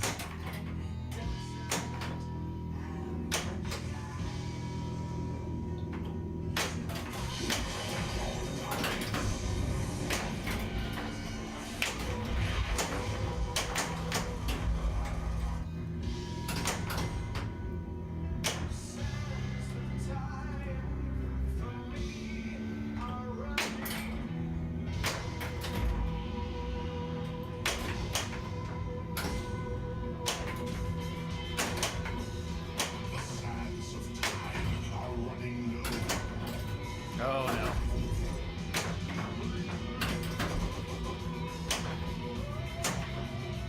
Five, four, three, Jackpot is lit!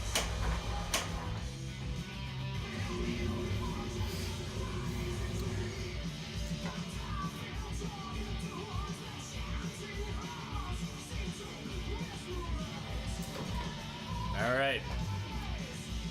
Let's try and... Oh shit, we might make it to Cyborg Multi-Ball again if we get enough. Like the pops will happen on their own, but the orbits and ramps, like, I don't know, it's tough. So we gotta shoot ramps anyways to light Eddie for Rime of the Ancient Mariner.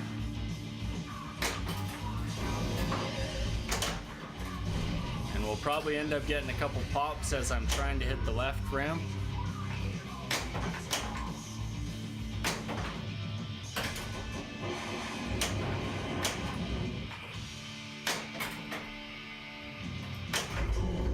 is opening. Shoot the left ramp.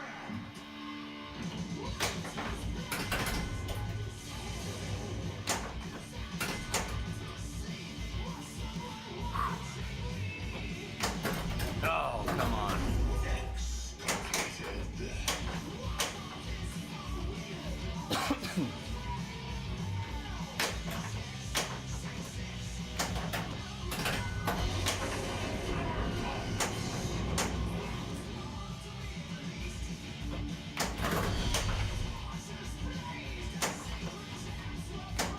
Oh. No!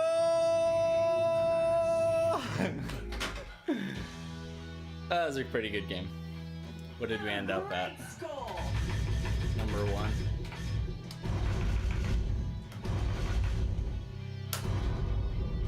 $401. Not bad, not bad. So, Cyborg is something I'm not really going to worry too much about now. Now that I know that you basically collect it automatically, it's not really something that I'm going to chase too hard. I'm still going to chase getting to it, but knowing that once I'm there, I don't need to worry about like hitting a specific shot or something, that's good. Mummy multi-ball still gives me a lot of grief, but a lot of it comes down to if you can make 2 shots. If you can make 2 shots right as soon as it starts, like hitting both the ramps, you've got your add-a-ball right there. So once you got 3 balls, it's definitely a lot easier. You know, you might have a lot of the ball going wild, flying all over the place, but it's definitely a lot easier to make progress, even for a couple of letters. Like, I think on ball 1, I only got 1 letter, and that's because I didn't get the 3rd ball added. But then when I did get the 3rd ball added, it went a little bit smoother. So I don't know. It's just it's a really tough mode. Really tough multi-ball, I mean. Mainly because it's one of the ones where you don't have to make all the shots. You have to make the shots and then a shot. Then the shots and then a specific shot. You know what I mean? So that's what makes that one tricky. And yeah, 2 minutes to midnight. I don't know. Progressing through the modes, I think you almost have to optimize finishing those modes quicker and not going for the points in them. But if you don't go for the points in them, it makes, when you drain and don't make it to 2 minutes to midnight, it makes it kind of unsatisfying because you're like, well, I didn't get any points even though I progressed a little bit. But getting to 2 minutes to midnight and collecting that Eddie, you will get some points from that for sure.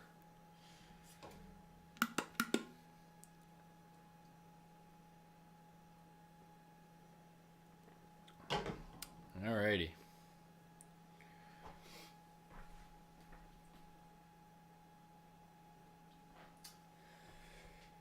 Okay, so that was a pretty good game. 400k is I think you look good in stripes. 401, and what was my GC?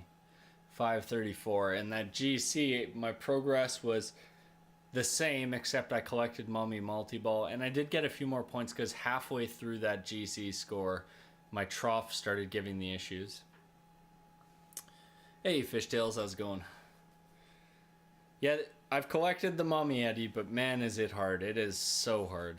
I mean, like, 2 minutes to midnight Eddie is like, it's a lot of progression to get there, but like, it's not really difficult. It's just, you have to keep the ball alive for, you know, enough time to get through the modes. That last one is tough because you can only hit the ramps to light it, but I mean, it's 5 ramps. It's not really that bad. Well, it is for me. Just broke 600k. Congrats. That's a great score.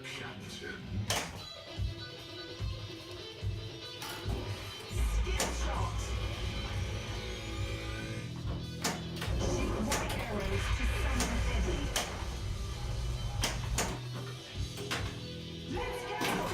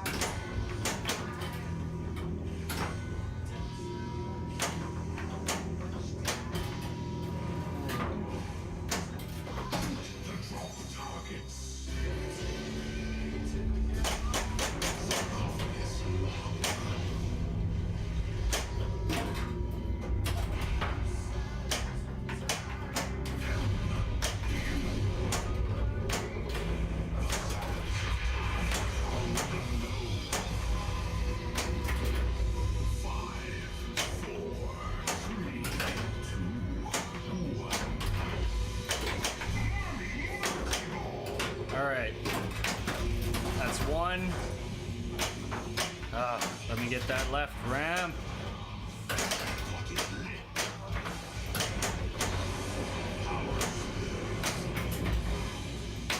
Oh, come on.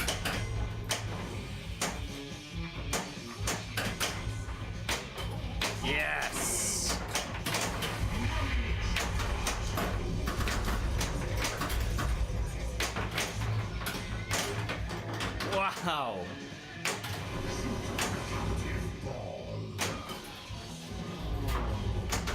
Well, I got one letter. There should be a little bit more ball save on that.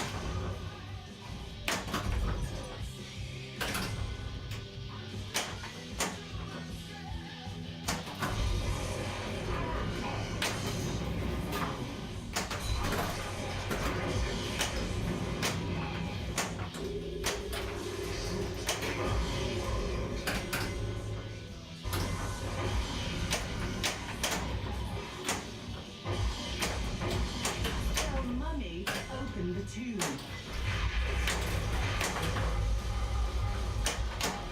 Fear of the dark. Yeah, I always think of 600k instead of mil. Mystery level 1.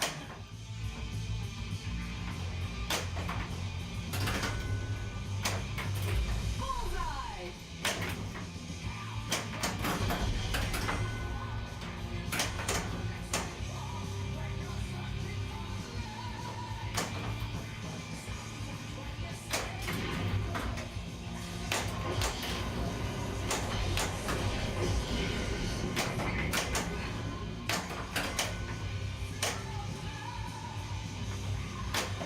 Shoot the spinners!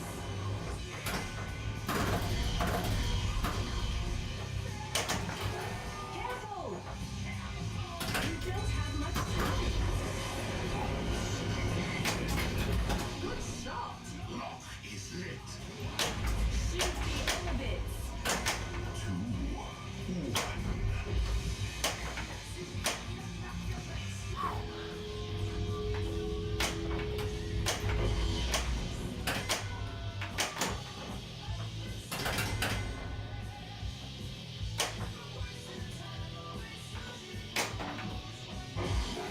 Watch out!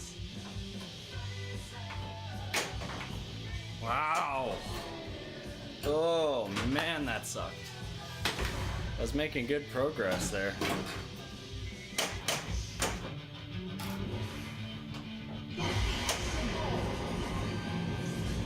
All right.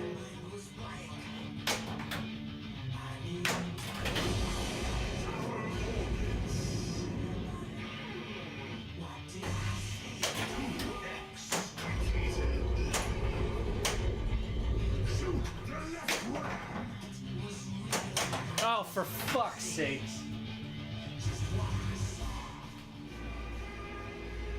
Ah, that sucks. God damn it. Oh yeah, I got it now. Fuck.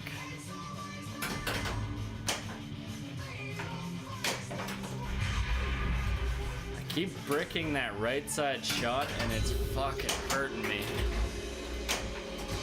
Did I get advanced Eddie? That's good. It's actually what I've been kind of going for on this ball is, or this game is just trying to, fuck me. Just trying to progress to 2 minutes to midnight, but don't know that it's gonna happen being that I fucking wasted 2 balls like that.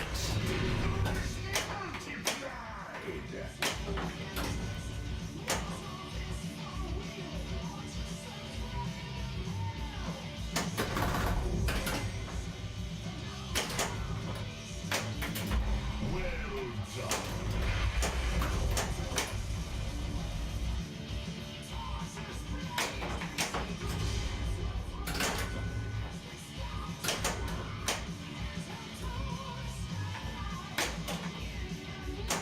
Why can I not hit that? Ball 2 locked.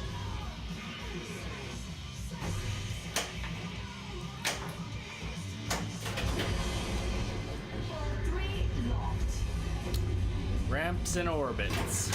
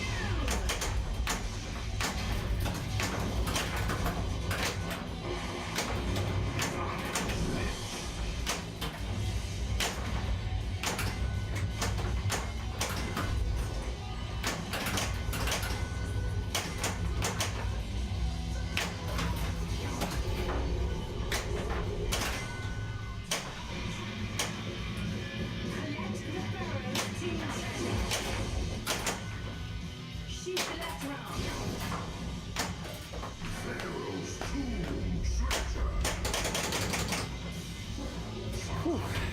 Ramps and orbits, come on.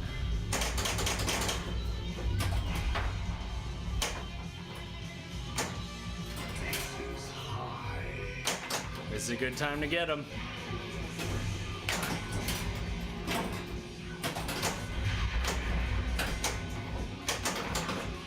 While I got ball save, that's what I want.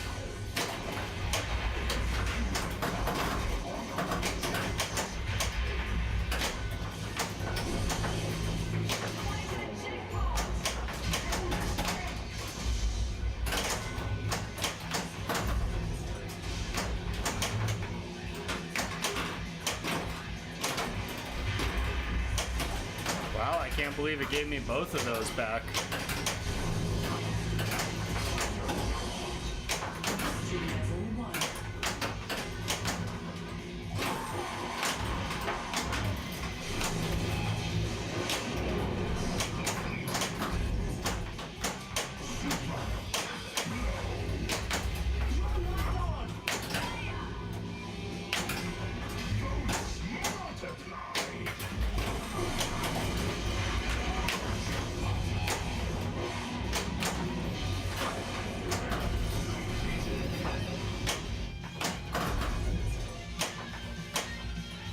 Oh boy, we're at Cyborg, but I need to hit that orb and it's not the most responsive, so it's a pretty risky shot.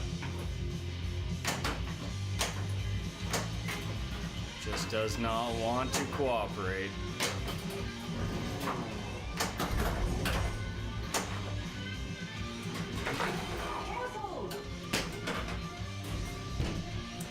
Come on! Collected it on the drain. Yeah, the mummy is still the worst. What did I have left? I think I had 2 modes left.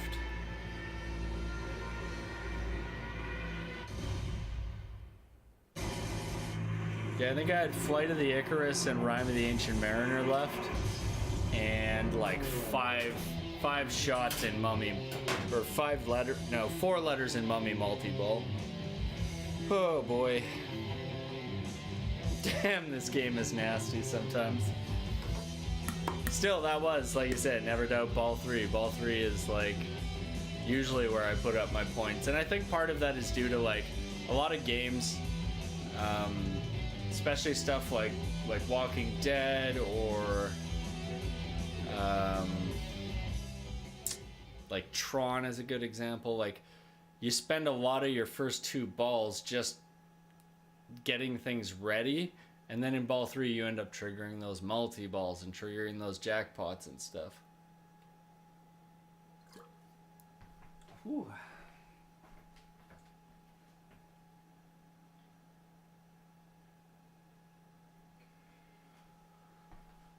Oh man.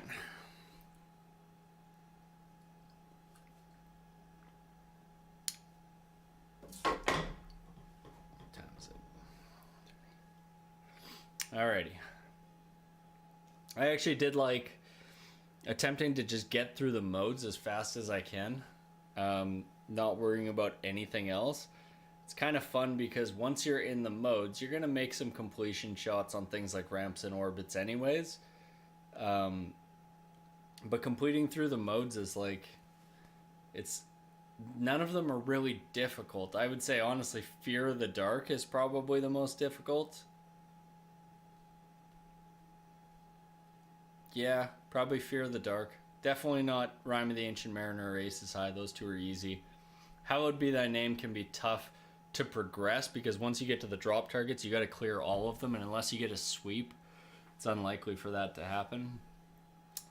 So you kind of get brick-walled there, so there's not a whole lot of points to be had in it, generally speaking, but it's not hard.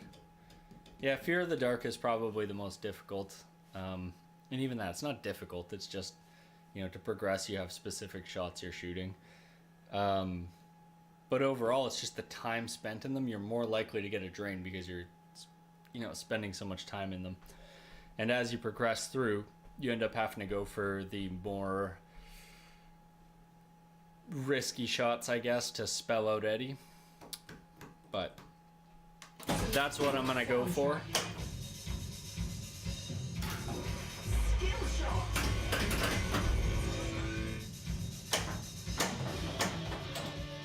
Shoot the sarcophagus to open Pharaoh's tomb. I don't know what is up with me shooting the right side. I am just missing everything.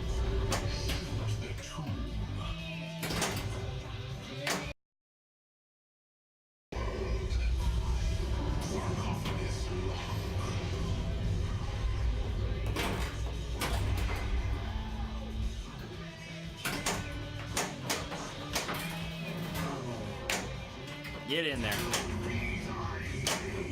Let's see if I can get past the drop targets.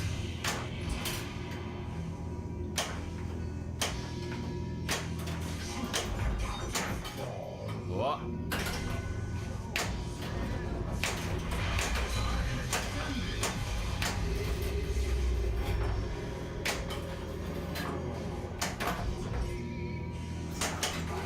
Watch out.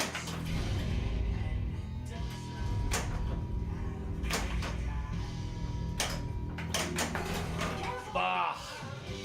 Bah! Blah, blah, blah.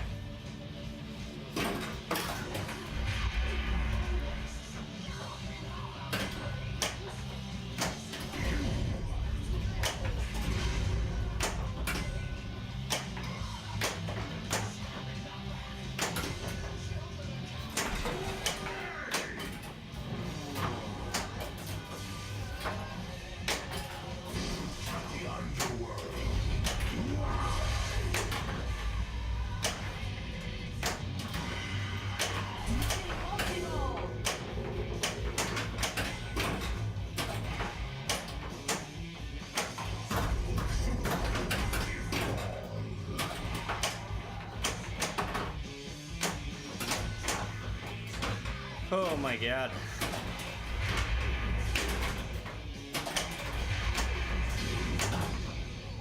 Mystery is all knowledge.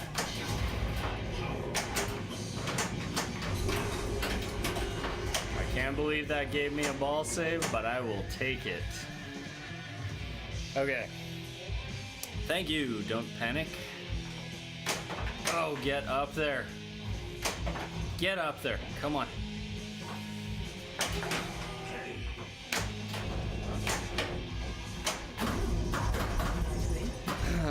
That sucks. Every single time. Mummy multi-ball is so nasty. Ah! Oh my god. Things started so well. What happened? Great spot.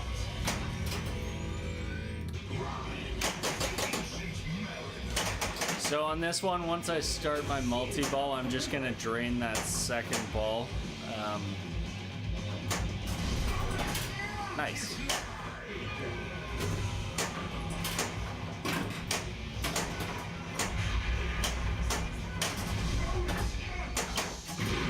You know what? Maybe I won't, because I'm actually getting a whole lot of bonus going on here.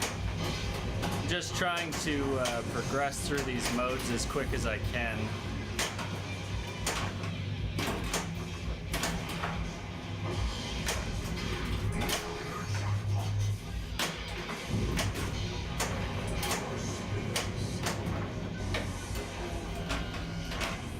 No dice.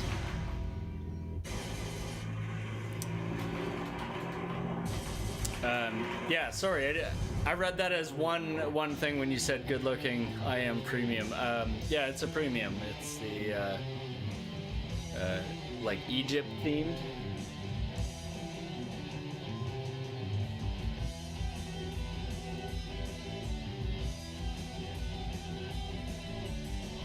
I can't tell if that's lined up.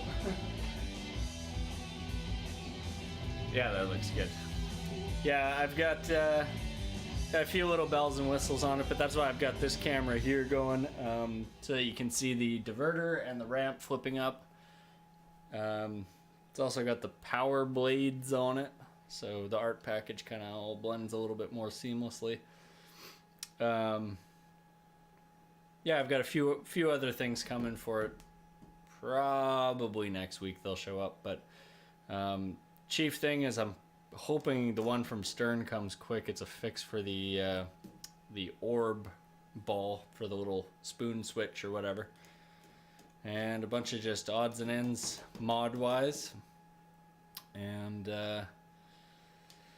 yeah, otherwise it's playing pretty good. I've had a couple issues with the ball trough over like the jam sensor or whatever. I had to like it keeps jiggling loose on there, and I might end up like maybe taping it on or something. I moved the pins out so that's holding it, but it often shakes loose anyways after a few games. Not a few, but like, you know, a couple hours of playing it'll come loose again. Not falling off, it just jiggles loose enough that it kicks out an extra ball during multi-balls. I had the orbit issue, but I fixed that with the little opto sensor thing. And I had some issues with the sarcophagus lock, one of the back switch in it, and it's still not perfect, but it's a lot better than it was. Yeah, actually, all things considered, of all the new Sterns I've had, this one has had the most like little issues. Second. No, this is more than Game of Thrones Premium, but Game of Thrones Premium had some issues too. Here, let me show you. Sorry, I just needed to change so I could see this camera. Let me show you the power blades from this side because they're pretty cool. Might be a little bit tricky to see. Yeah, but there's like kind of like green lightning and stuff, and like a cannon right there. And there's the demon right there. That's his eyes that are red. I know it's kind of hard to see with the reflection, but yeah, so his eyes are like shooting out the green lightning. And you got another cannon over there, some flags and stuff over there.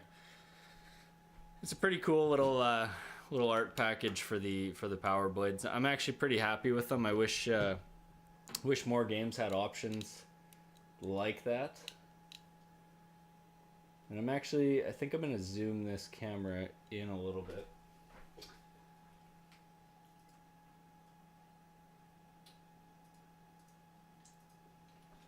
Excuse me.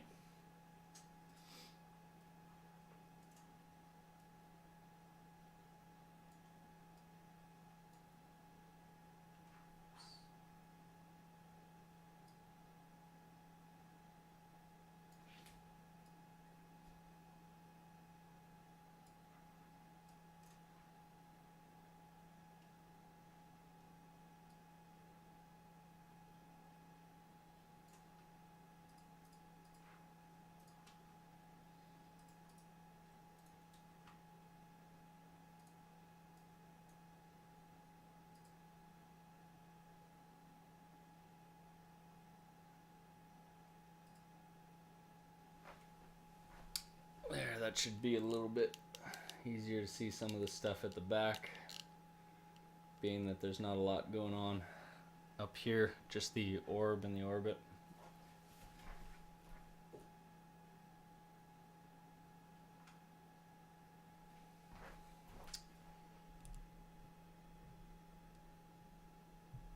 Good enough.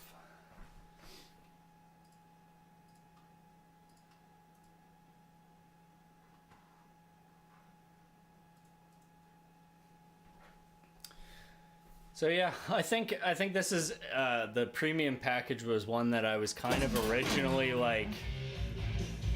I was like, oh, all that yellow trim and all the like Egypt theme is kind of stupid. It looks like Indiana Jones colors, which I don't really associate with Maiden. But like, to be honest, none of the colors on this game are something I associate with Maiden, because really I think of like the iron color. You know, like the gray iron color. That's what I associate with Maiden, so none of it really matches what I think, so I don't know, red, if it's not red and silver, it's pretty much not Maiden colors. So when I kind of thought about that, I was like, yeah, I'll just take it as its own thing, and it is what it is.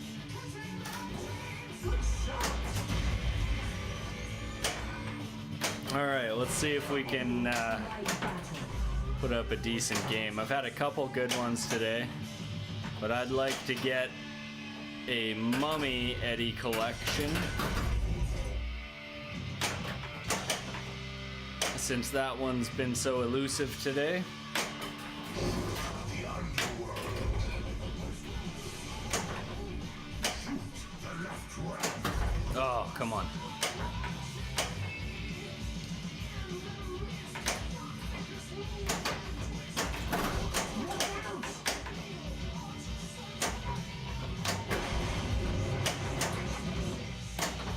Come on.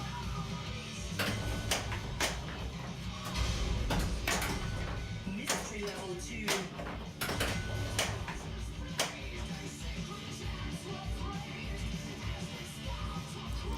Oh, you're the... Somebody was in my stream last week talking about you replacing your music with Cake, which is super funny. I love that. I love Cake too. Maiden's okay. I'm not crazy about Maiden, but I do like it. I think Cake is hilarious as a replacement because it's like,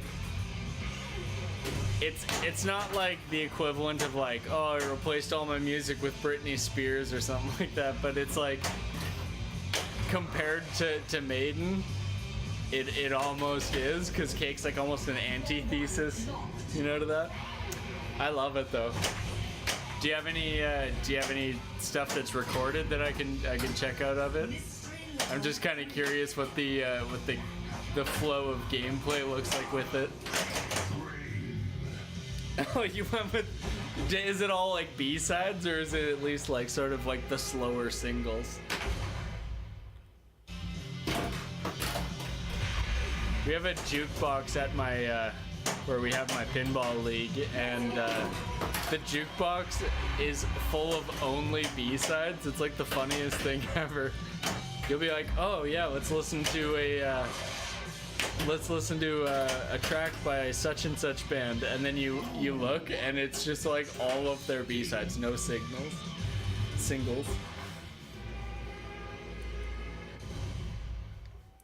That's funny. Yeah, I wouldn't consider it. I guess maybe Pentagram could be considered a B-side, but War Pigs, while it's a cover, is closer to a single than anything. Sheep Go to Heaven's a single.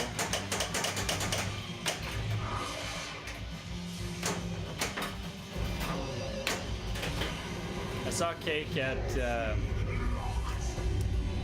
Sasquatch. Probably would have been in 2016. Maybe 2015, I can't remember. But it was awesome because that afternoon it was Cake followed by Black Rebel Motorcycle Club, and both of them were bands that I'd never seen before and like. But oh, I need to get that Super Jack. Oh, I was so close to getting it.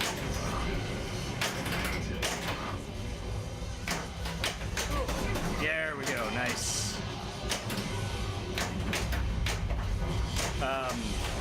And it was like the only nice day of that whole weekend. The rest of the time, like 5 days of rain.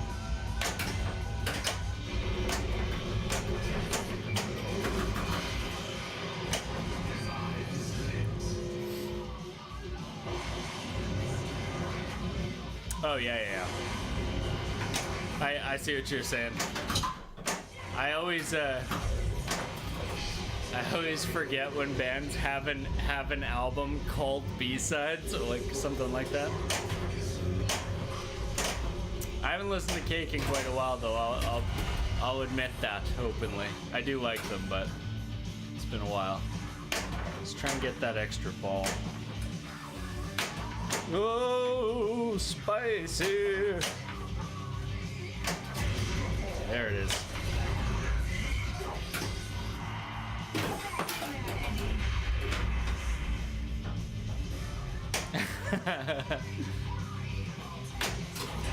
Britney Spears on Metallica would be pretty funny. I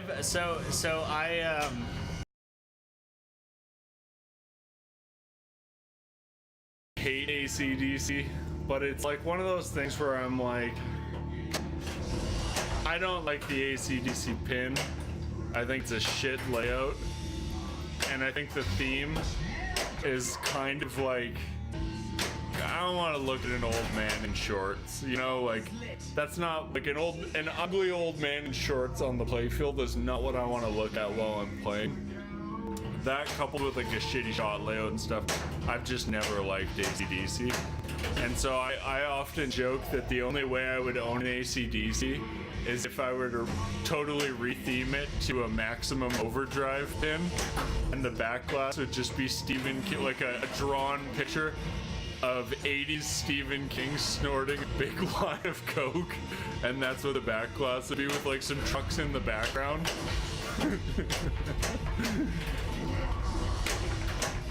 And it's actually kind of become a little bit of a dream theme for me. Maybe one day I'll do it. I do have a P-Rock sitting around I haven't used yet, but...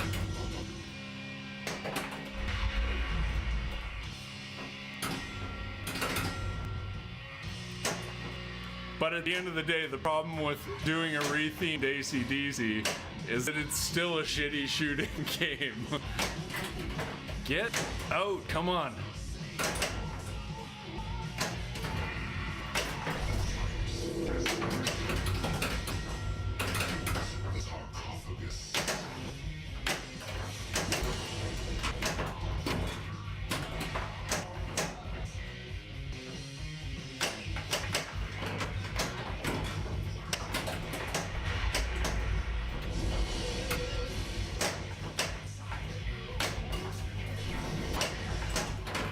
Ah, for fuck's sakes.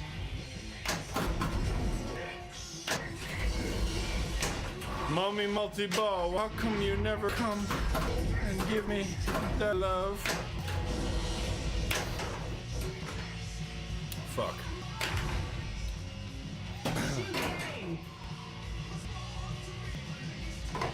One sec.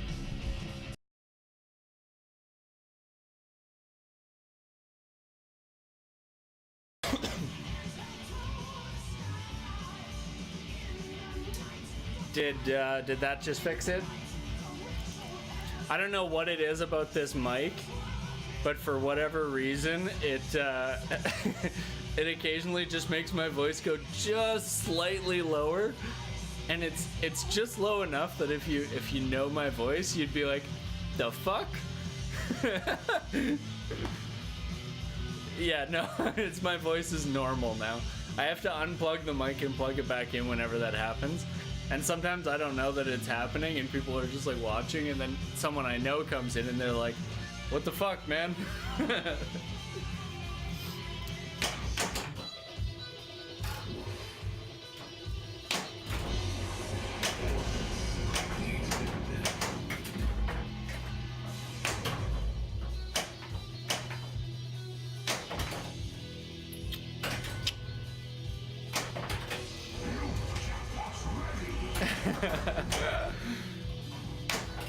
Just a quick rip to get me playing. My head wasn't in the game, man. What's up, dude? Dog cam. Dude. Smile for the camera. Yeah. Yeah.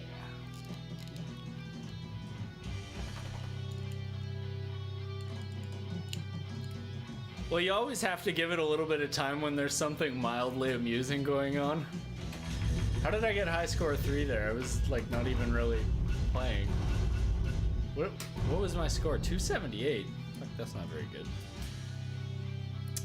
I've got a Hobbit LE, not the Smog LE, just like the regular LE. Dialed in LE, Maiden Premium, And then over here I've got Total Nuclear Annihilation.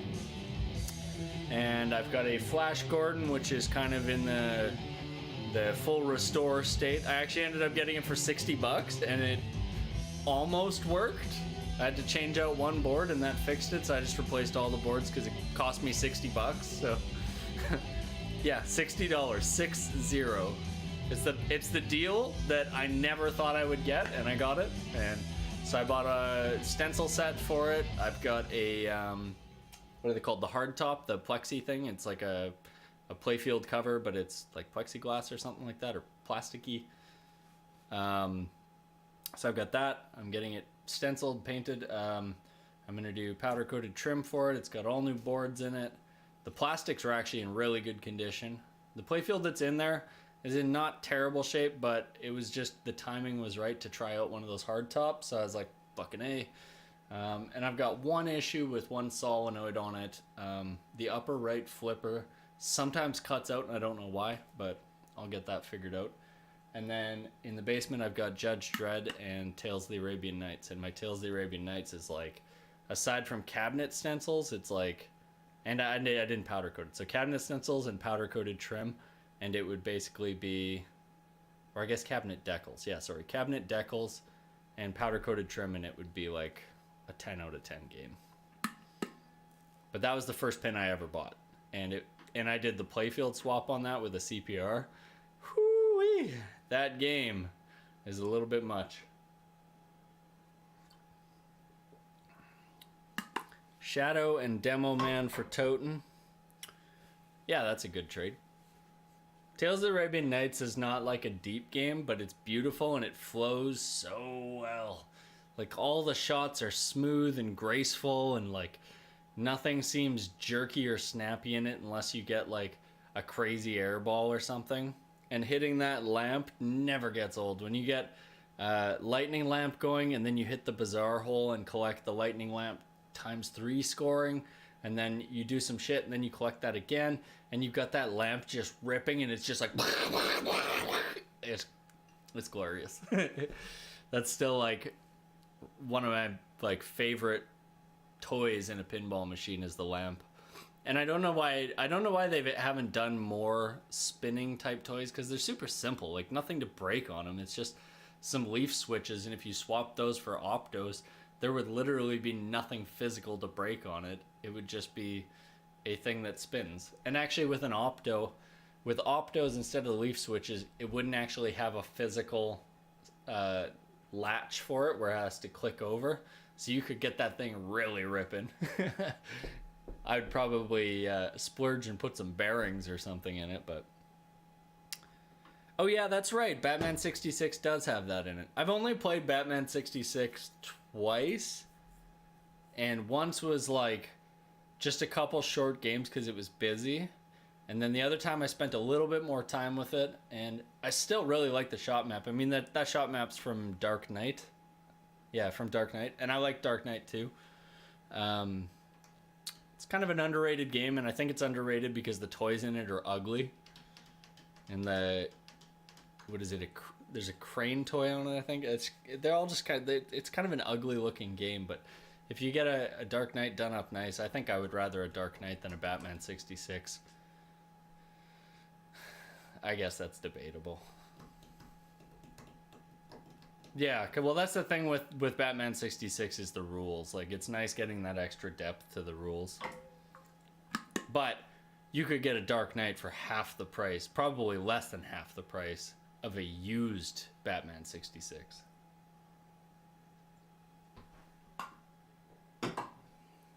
So, Batman 66 would actually be a great, Dark Knight would actually be a really great candidate for a re-theme, because you could get rid of all the stuff that makes the game ugly and keep the great shot layout and put in something kind of neat. I don't know. Okay.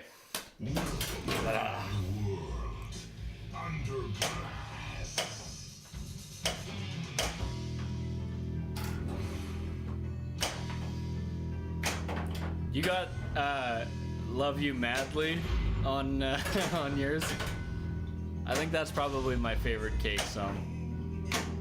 It's got everything a Cake song needs. Interludes, horns, Level 2. a good hook, Your money to open some sweet bass. is lit. Shoot the orbits.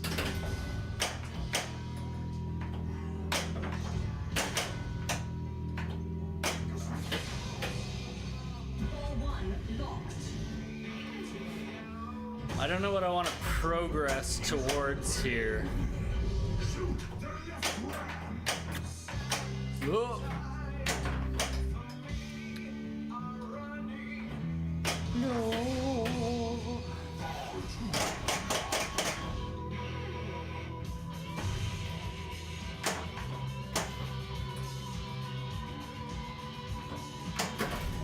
Spell Eddie to light battle.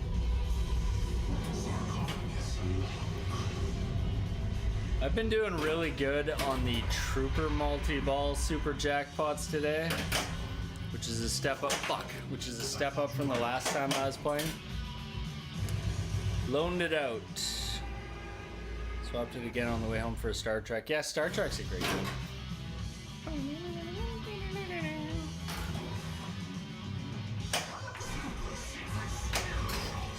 Oh, I love that.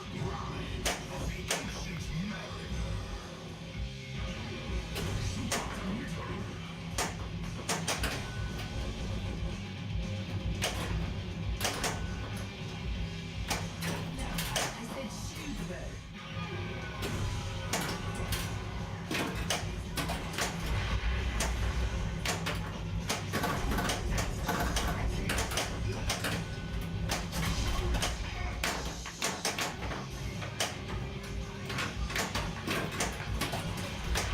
God, I can't wait until I get the fix for my orb. All day, I've been hitting that damn orb shot and not getting it to register.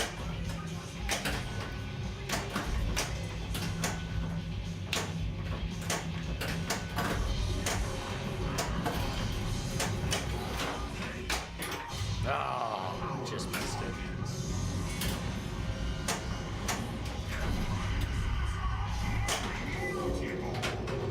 Wow, that's lucky. Woo.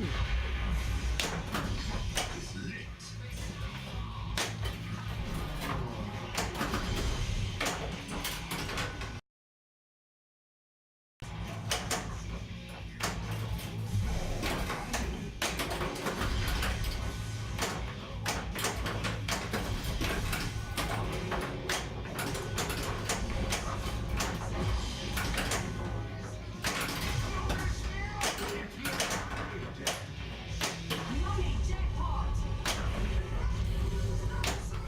Oh man, getting like more than one letter in Mommy Multi-Ball is like all I can hope for. Oh man.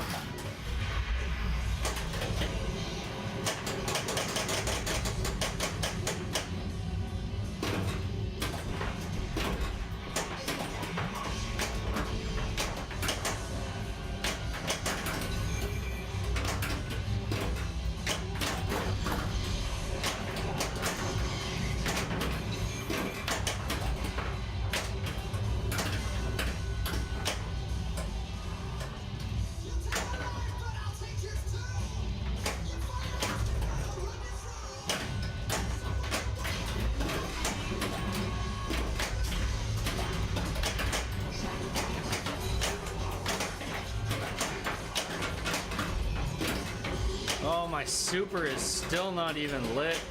Need to get one more shot, I think. I'm wasting a lot of ball save. There we go.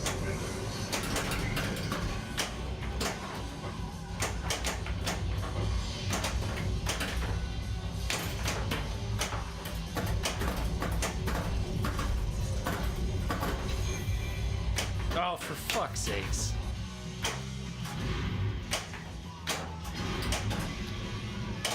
Well, I think this game is gonna be a write-off.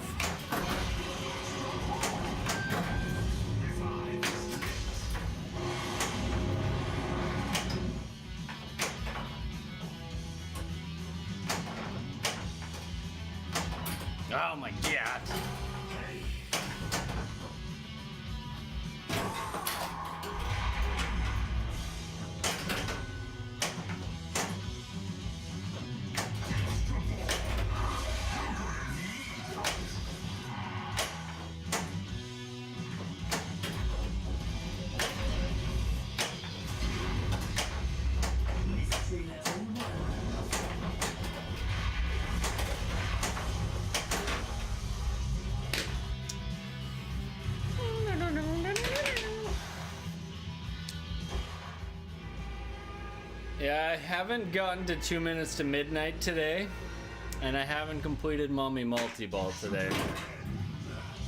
I think the best I did was 3 or 4 letters out of Mummy. 3, I think. And 2 minutes to midnight, I was on my last mode and drained. Been doing really good on Cyborg and Trooper mostly today. I didn't. This game has been a write-off for sure, but I always struggle on Mummy. It's just really, it's really tough to get that that back and forth of shots. Fuck me. Where you need them to be controlled and stuff. Yeah, well, so in the ramps too, like I get warmed up on them and then I'm like, okay, I don't have any problems with ramps today. But I often find for the left ramp, I have to hit the right ramp to get that, the flow of it going, and then I'll be able to hit the ramps no problem.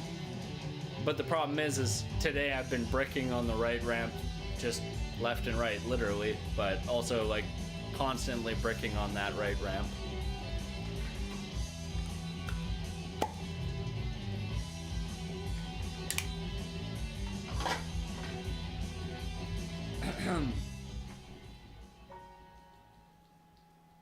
By the way, thank you for the follow. Don't panic. I appreciate it.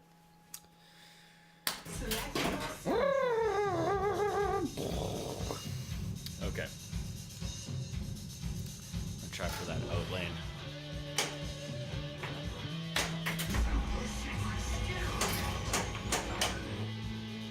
Meow, meow, meow. Meow, meow, meow.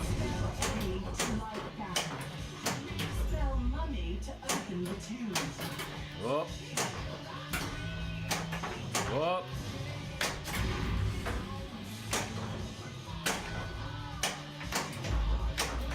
I cannot regain control, Jesus.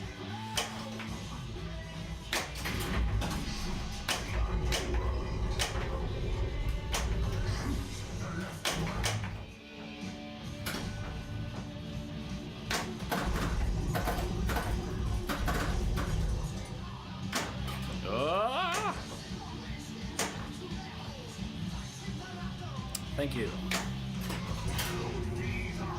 Hello, Peter, Maiden.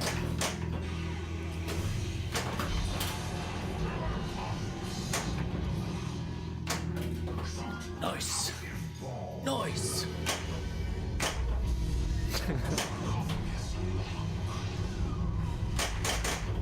Okay.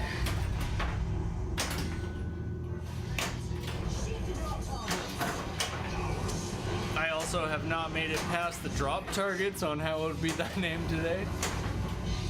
So if I can hit that one drop target there, that's some deep progression for me today.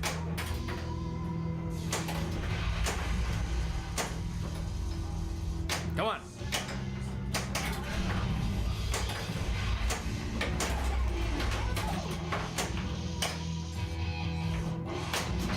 Woo! Deep progression.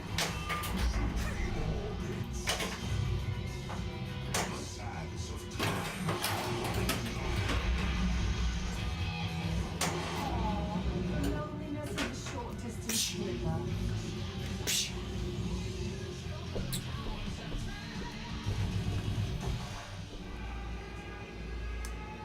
That deep progression wasn't rewarded fairly. I should have got 200,000 points for hitting that last drop target. I wish somebody should make a pinball game that has the scoring is like subjective. So if you play like 10 games back to back and you're doing really poorly, it starts giving you a higher score for like stupid shit. Because like whose line is it anyway? The points don't matter.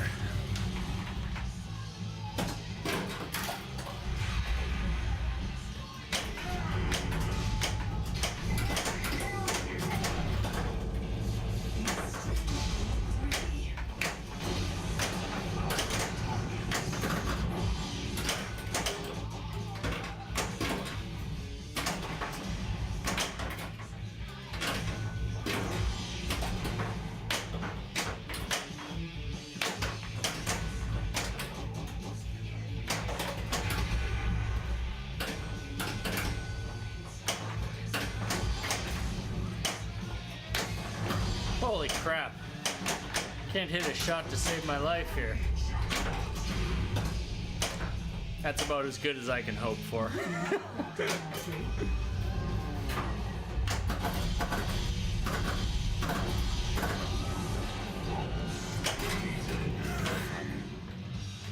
Thought that ball was moving a little bit more left than it was.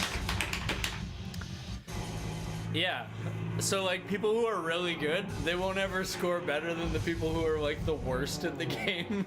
Where like, just like they'll be playing so bad that like it'll bounce into their pop bumpers and it'll be like grand champion because it'll bounce around 4 times.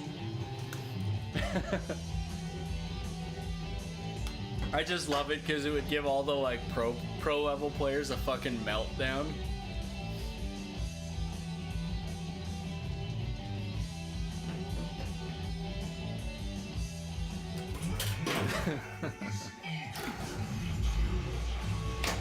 There's nothing I love more than seeing people rage at League or in competition. Anybody who's ever played pinball on a sort of semi-competitive level has probably seen it, and it's fucking amusing as hell. I do it too.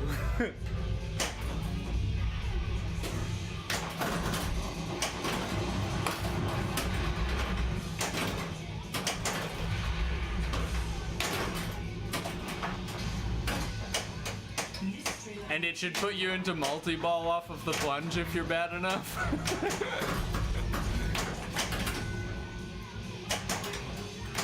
Oh, come on. You're a terrible person. You're a terrible person.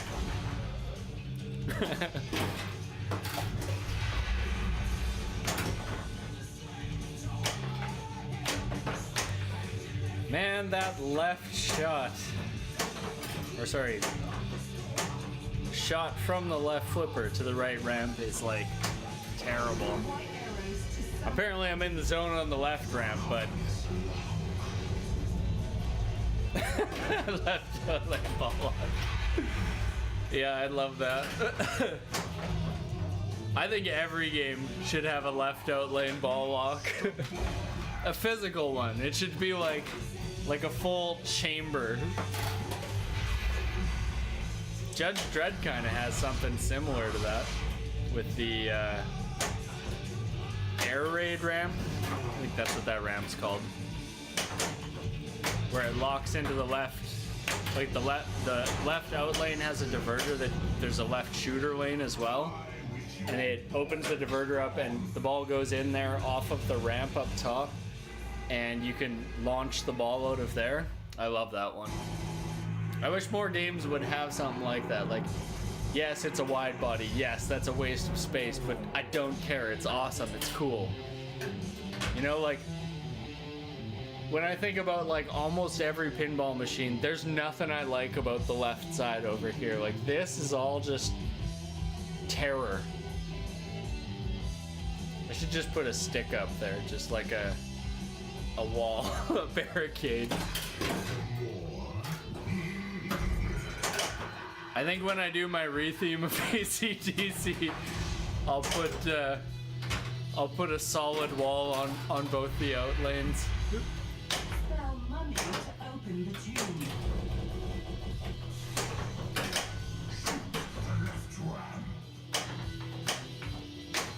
I think the first thing I would do in that retheme is make it so that the ramps are worthless. Just entirely worthless. It's my least favorite thing about, like, I don't know, maybe like 2007, 2013-ish. Like, there's a solid like 5 years where Stern was like, let's make games where it's all about ramps and it's only about ramps. Yeah, gutter cards and bowling. That's my jam.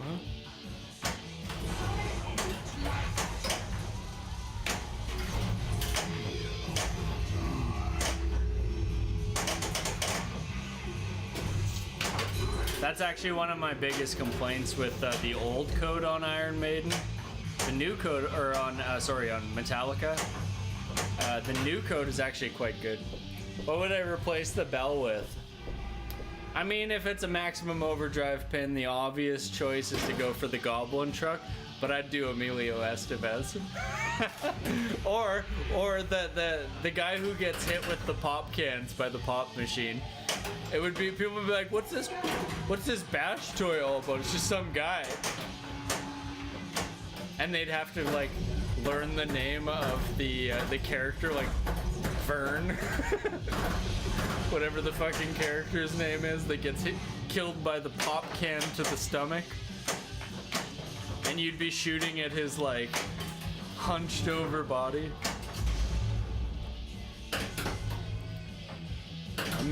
Yeah, Emilio Estevez for Men at Work. It's not even a maximum overdrive bash toy. It's just a fucking Emilio Estevez B-movie bash toy. New code in Metallica gives too many extra balls by default. Yeah, I could see that. The one we have at League definitely does not. It is mean. It is so fucking mean. Which, I guess, I can see why you would want those extra balls. Because it is fucking nasty. But, I agree with you. Too many extra balls is never a good thing. Unless it's on AC/DC, in which case it should give you 3 extra balls just off the start, right when the game launches. Fuck. God damn it. Ball control!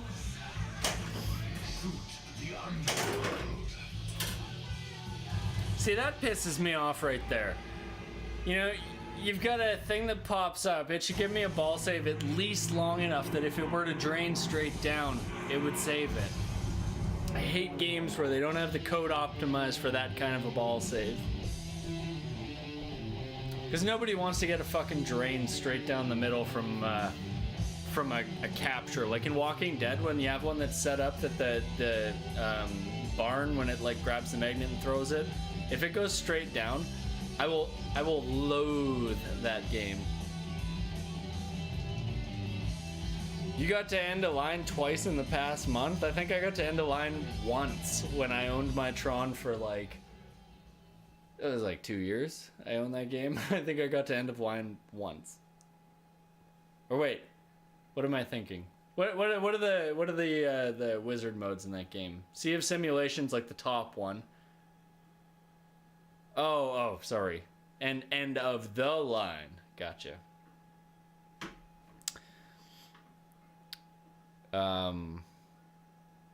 What is the mini wizard mode on Tron though? Can't remember what it's called. Anyways, Metallica, the highest I've ever gotten on that game is about, granted I never owned it and I don't have that much time on it, but the highest I've ever gotten is probably, I want to say it was 180, something like that, which is like an okay score. It's not great. It was enough to put up GC on that machine, but I think the code had just been reset on it or something. And I think I've gotten through 2 Crank It Up songs on that game.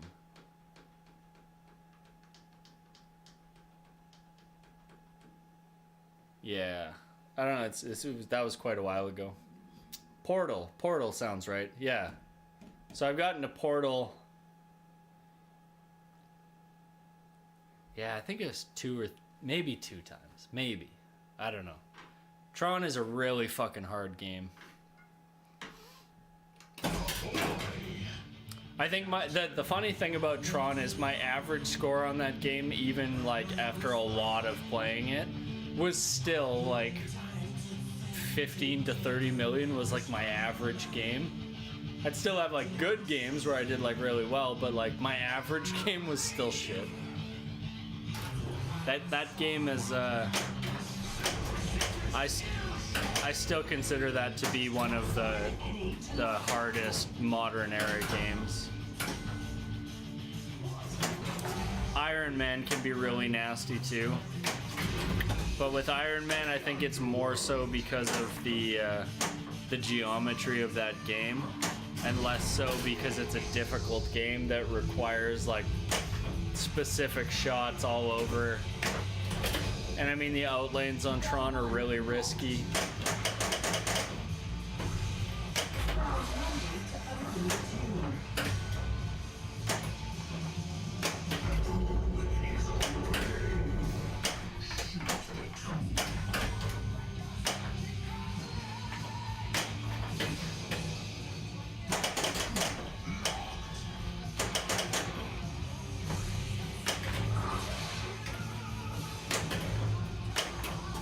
Hoping I could get that spinner there.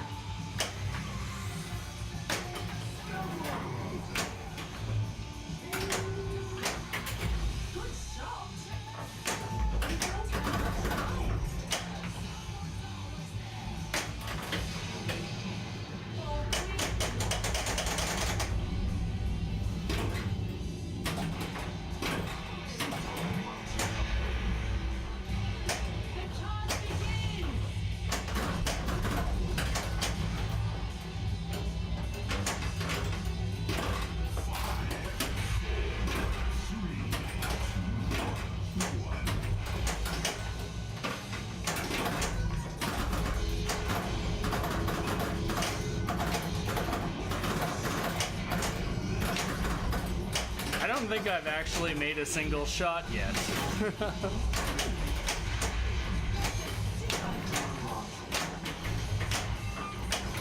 Oh, just missed that one.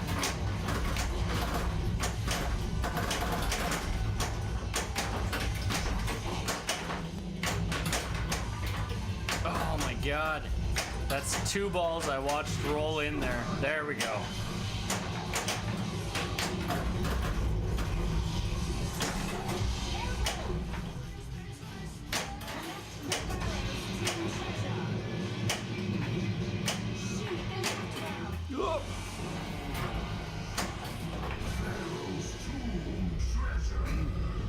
They need to adjust these Pharaoh's Tomb treasures. They are not high enough. I'd rather them be utility based than points based. Fuck.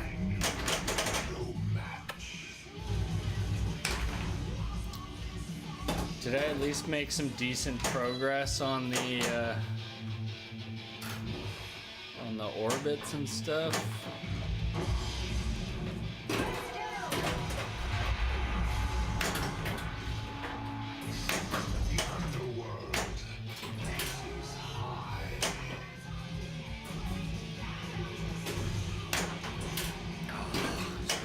That orb shot would count.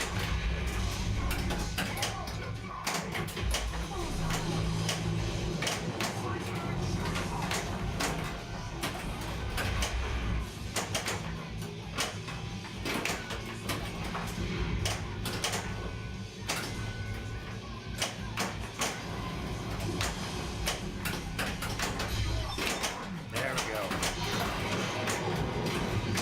And an extra ball lit up too. Looks like I got it. Yeah.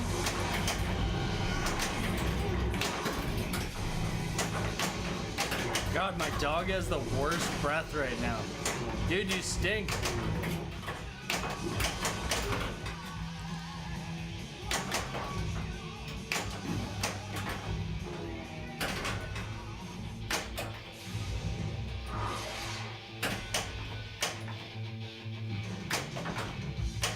Woo.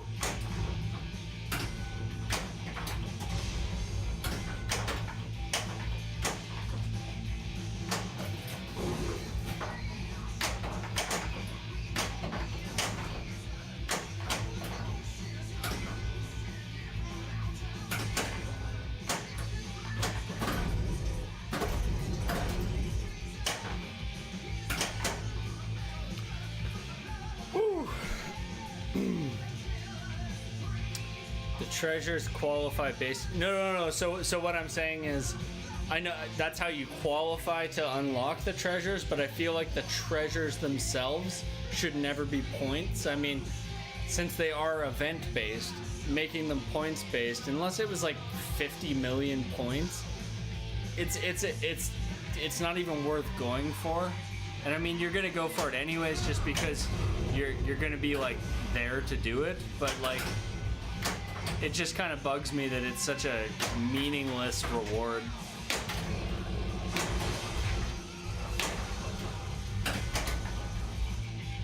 Fuck. I thought you did this one. So all I've got left is orbits and ramps. Shooting!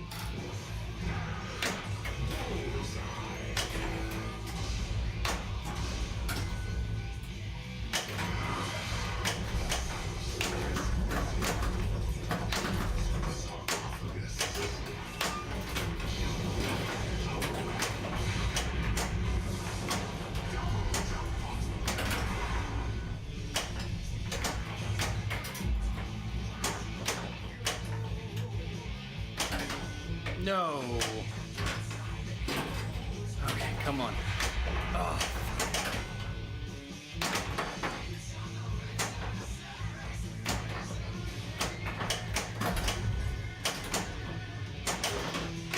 Fuck. Shoot the sarcophagus.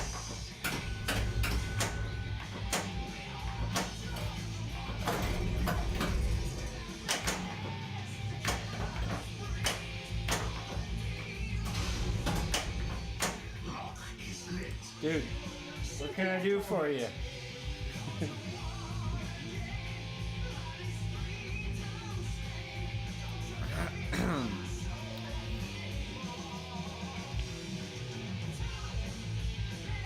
Yeah, so I would be fine with like 10%. Hell, even 5% would probably be more useful. But like, I don't know. It's just, it's one of those things that like, I feel like it's a really poorly thought out reward.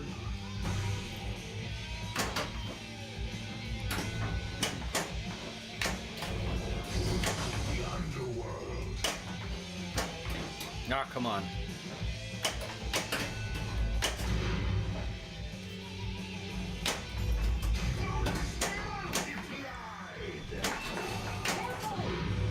Oh my god. Ramps and orbits, come on. Now would be a good time.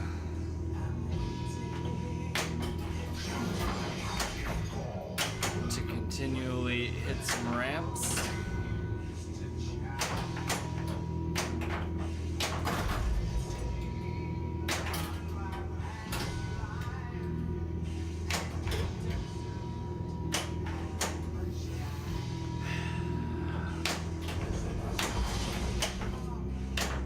Oh, come on.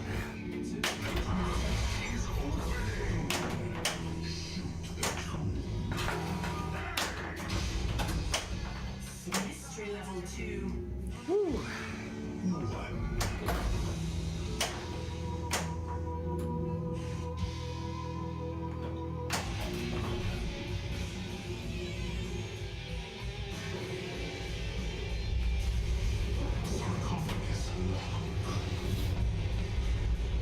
We're almost at 2 minutes to midnight, so working on modes is going to be what I want to do, but if I can get that mummy multi-ball going again, that would be good.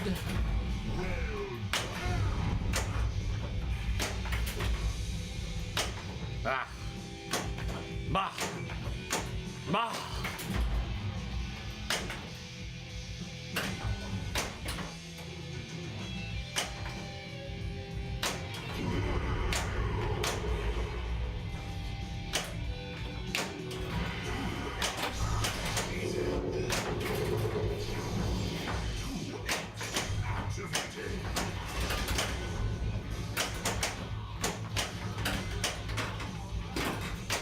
Yes.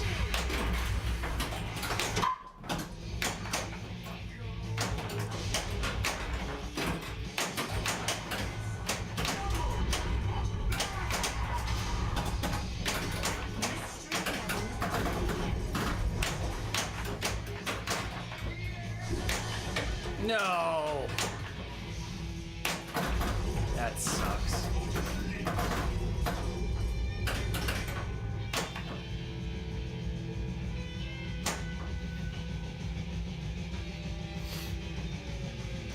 4 ramps and 2 orbits.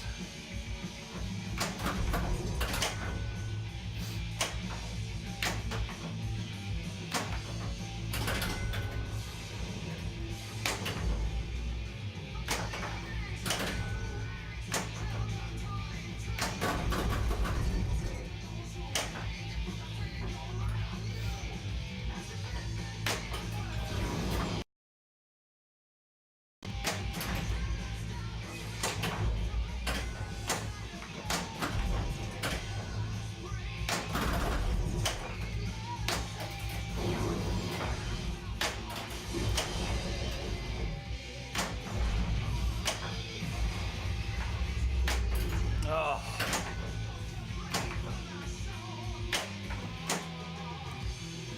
Two ramps, 1 orbit. Ugh.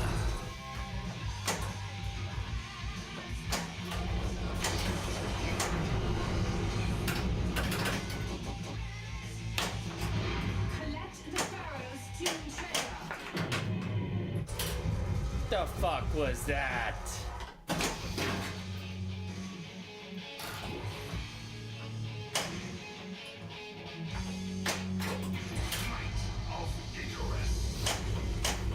It's nice having Rime of the Ancient Mariner as the last mode because it's an easy one to progress through. This one's probably my least favorite.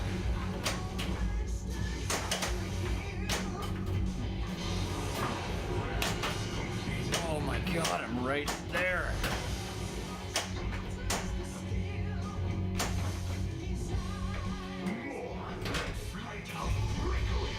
Yeah, I claimed the cyborg. Damn it. Damn it.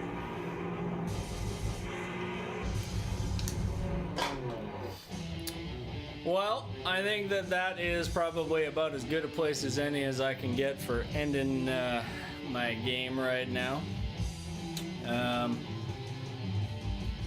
Yeah. Didn't make as deep a progression today as I wanted to. Still really struggling to figure out a good strategy for Mummy Multi-Ball. I think Mummy Multi-Ball is like, there's got to be a right way to approach it, and I just don't know what it is. Getting one ball trapped and going for the ramps is all well and good if you hit the shot. If you don't hit the shot, it's basically you're gonna end up draining that ball so fast that like the time you spend trying to trap the ball and gain control is almost thrown out the window. And I think that's one of the most challenging things about it is like if it was easy to really consistently hit those ramps, and I guess it is if you don't suck, but I do. So hitting those excuse me, hitting those ramps for Mummy Multi-Ball is really tough. And then once you hit the second ramp and you light your letter and get the Atta-Ball, the problem is regaining control of it. Once that happens, you basically need to be hitting those ramps again, and then locking, because I think after 2 more ramps, you light the lock, which you basically need.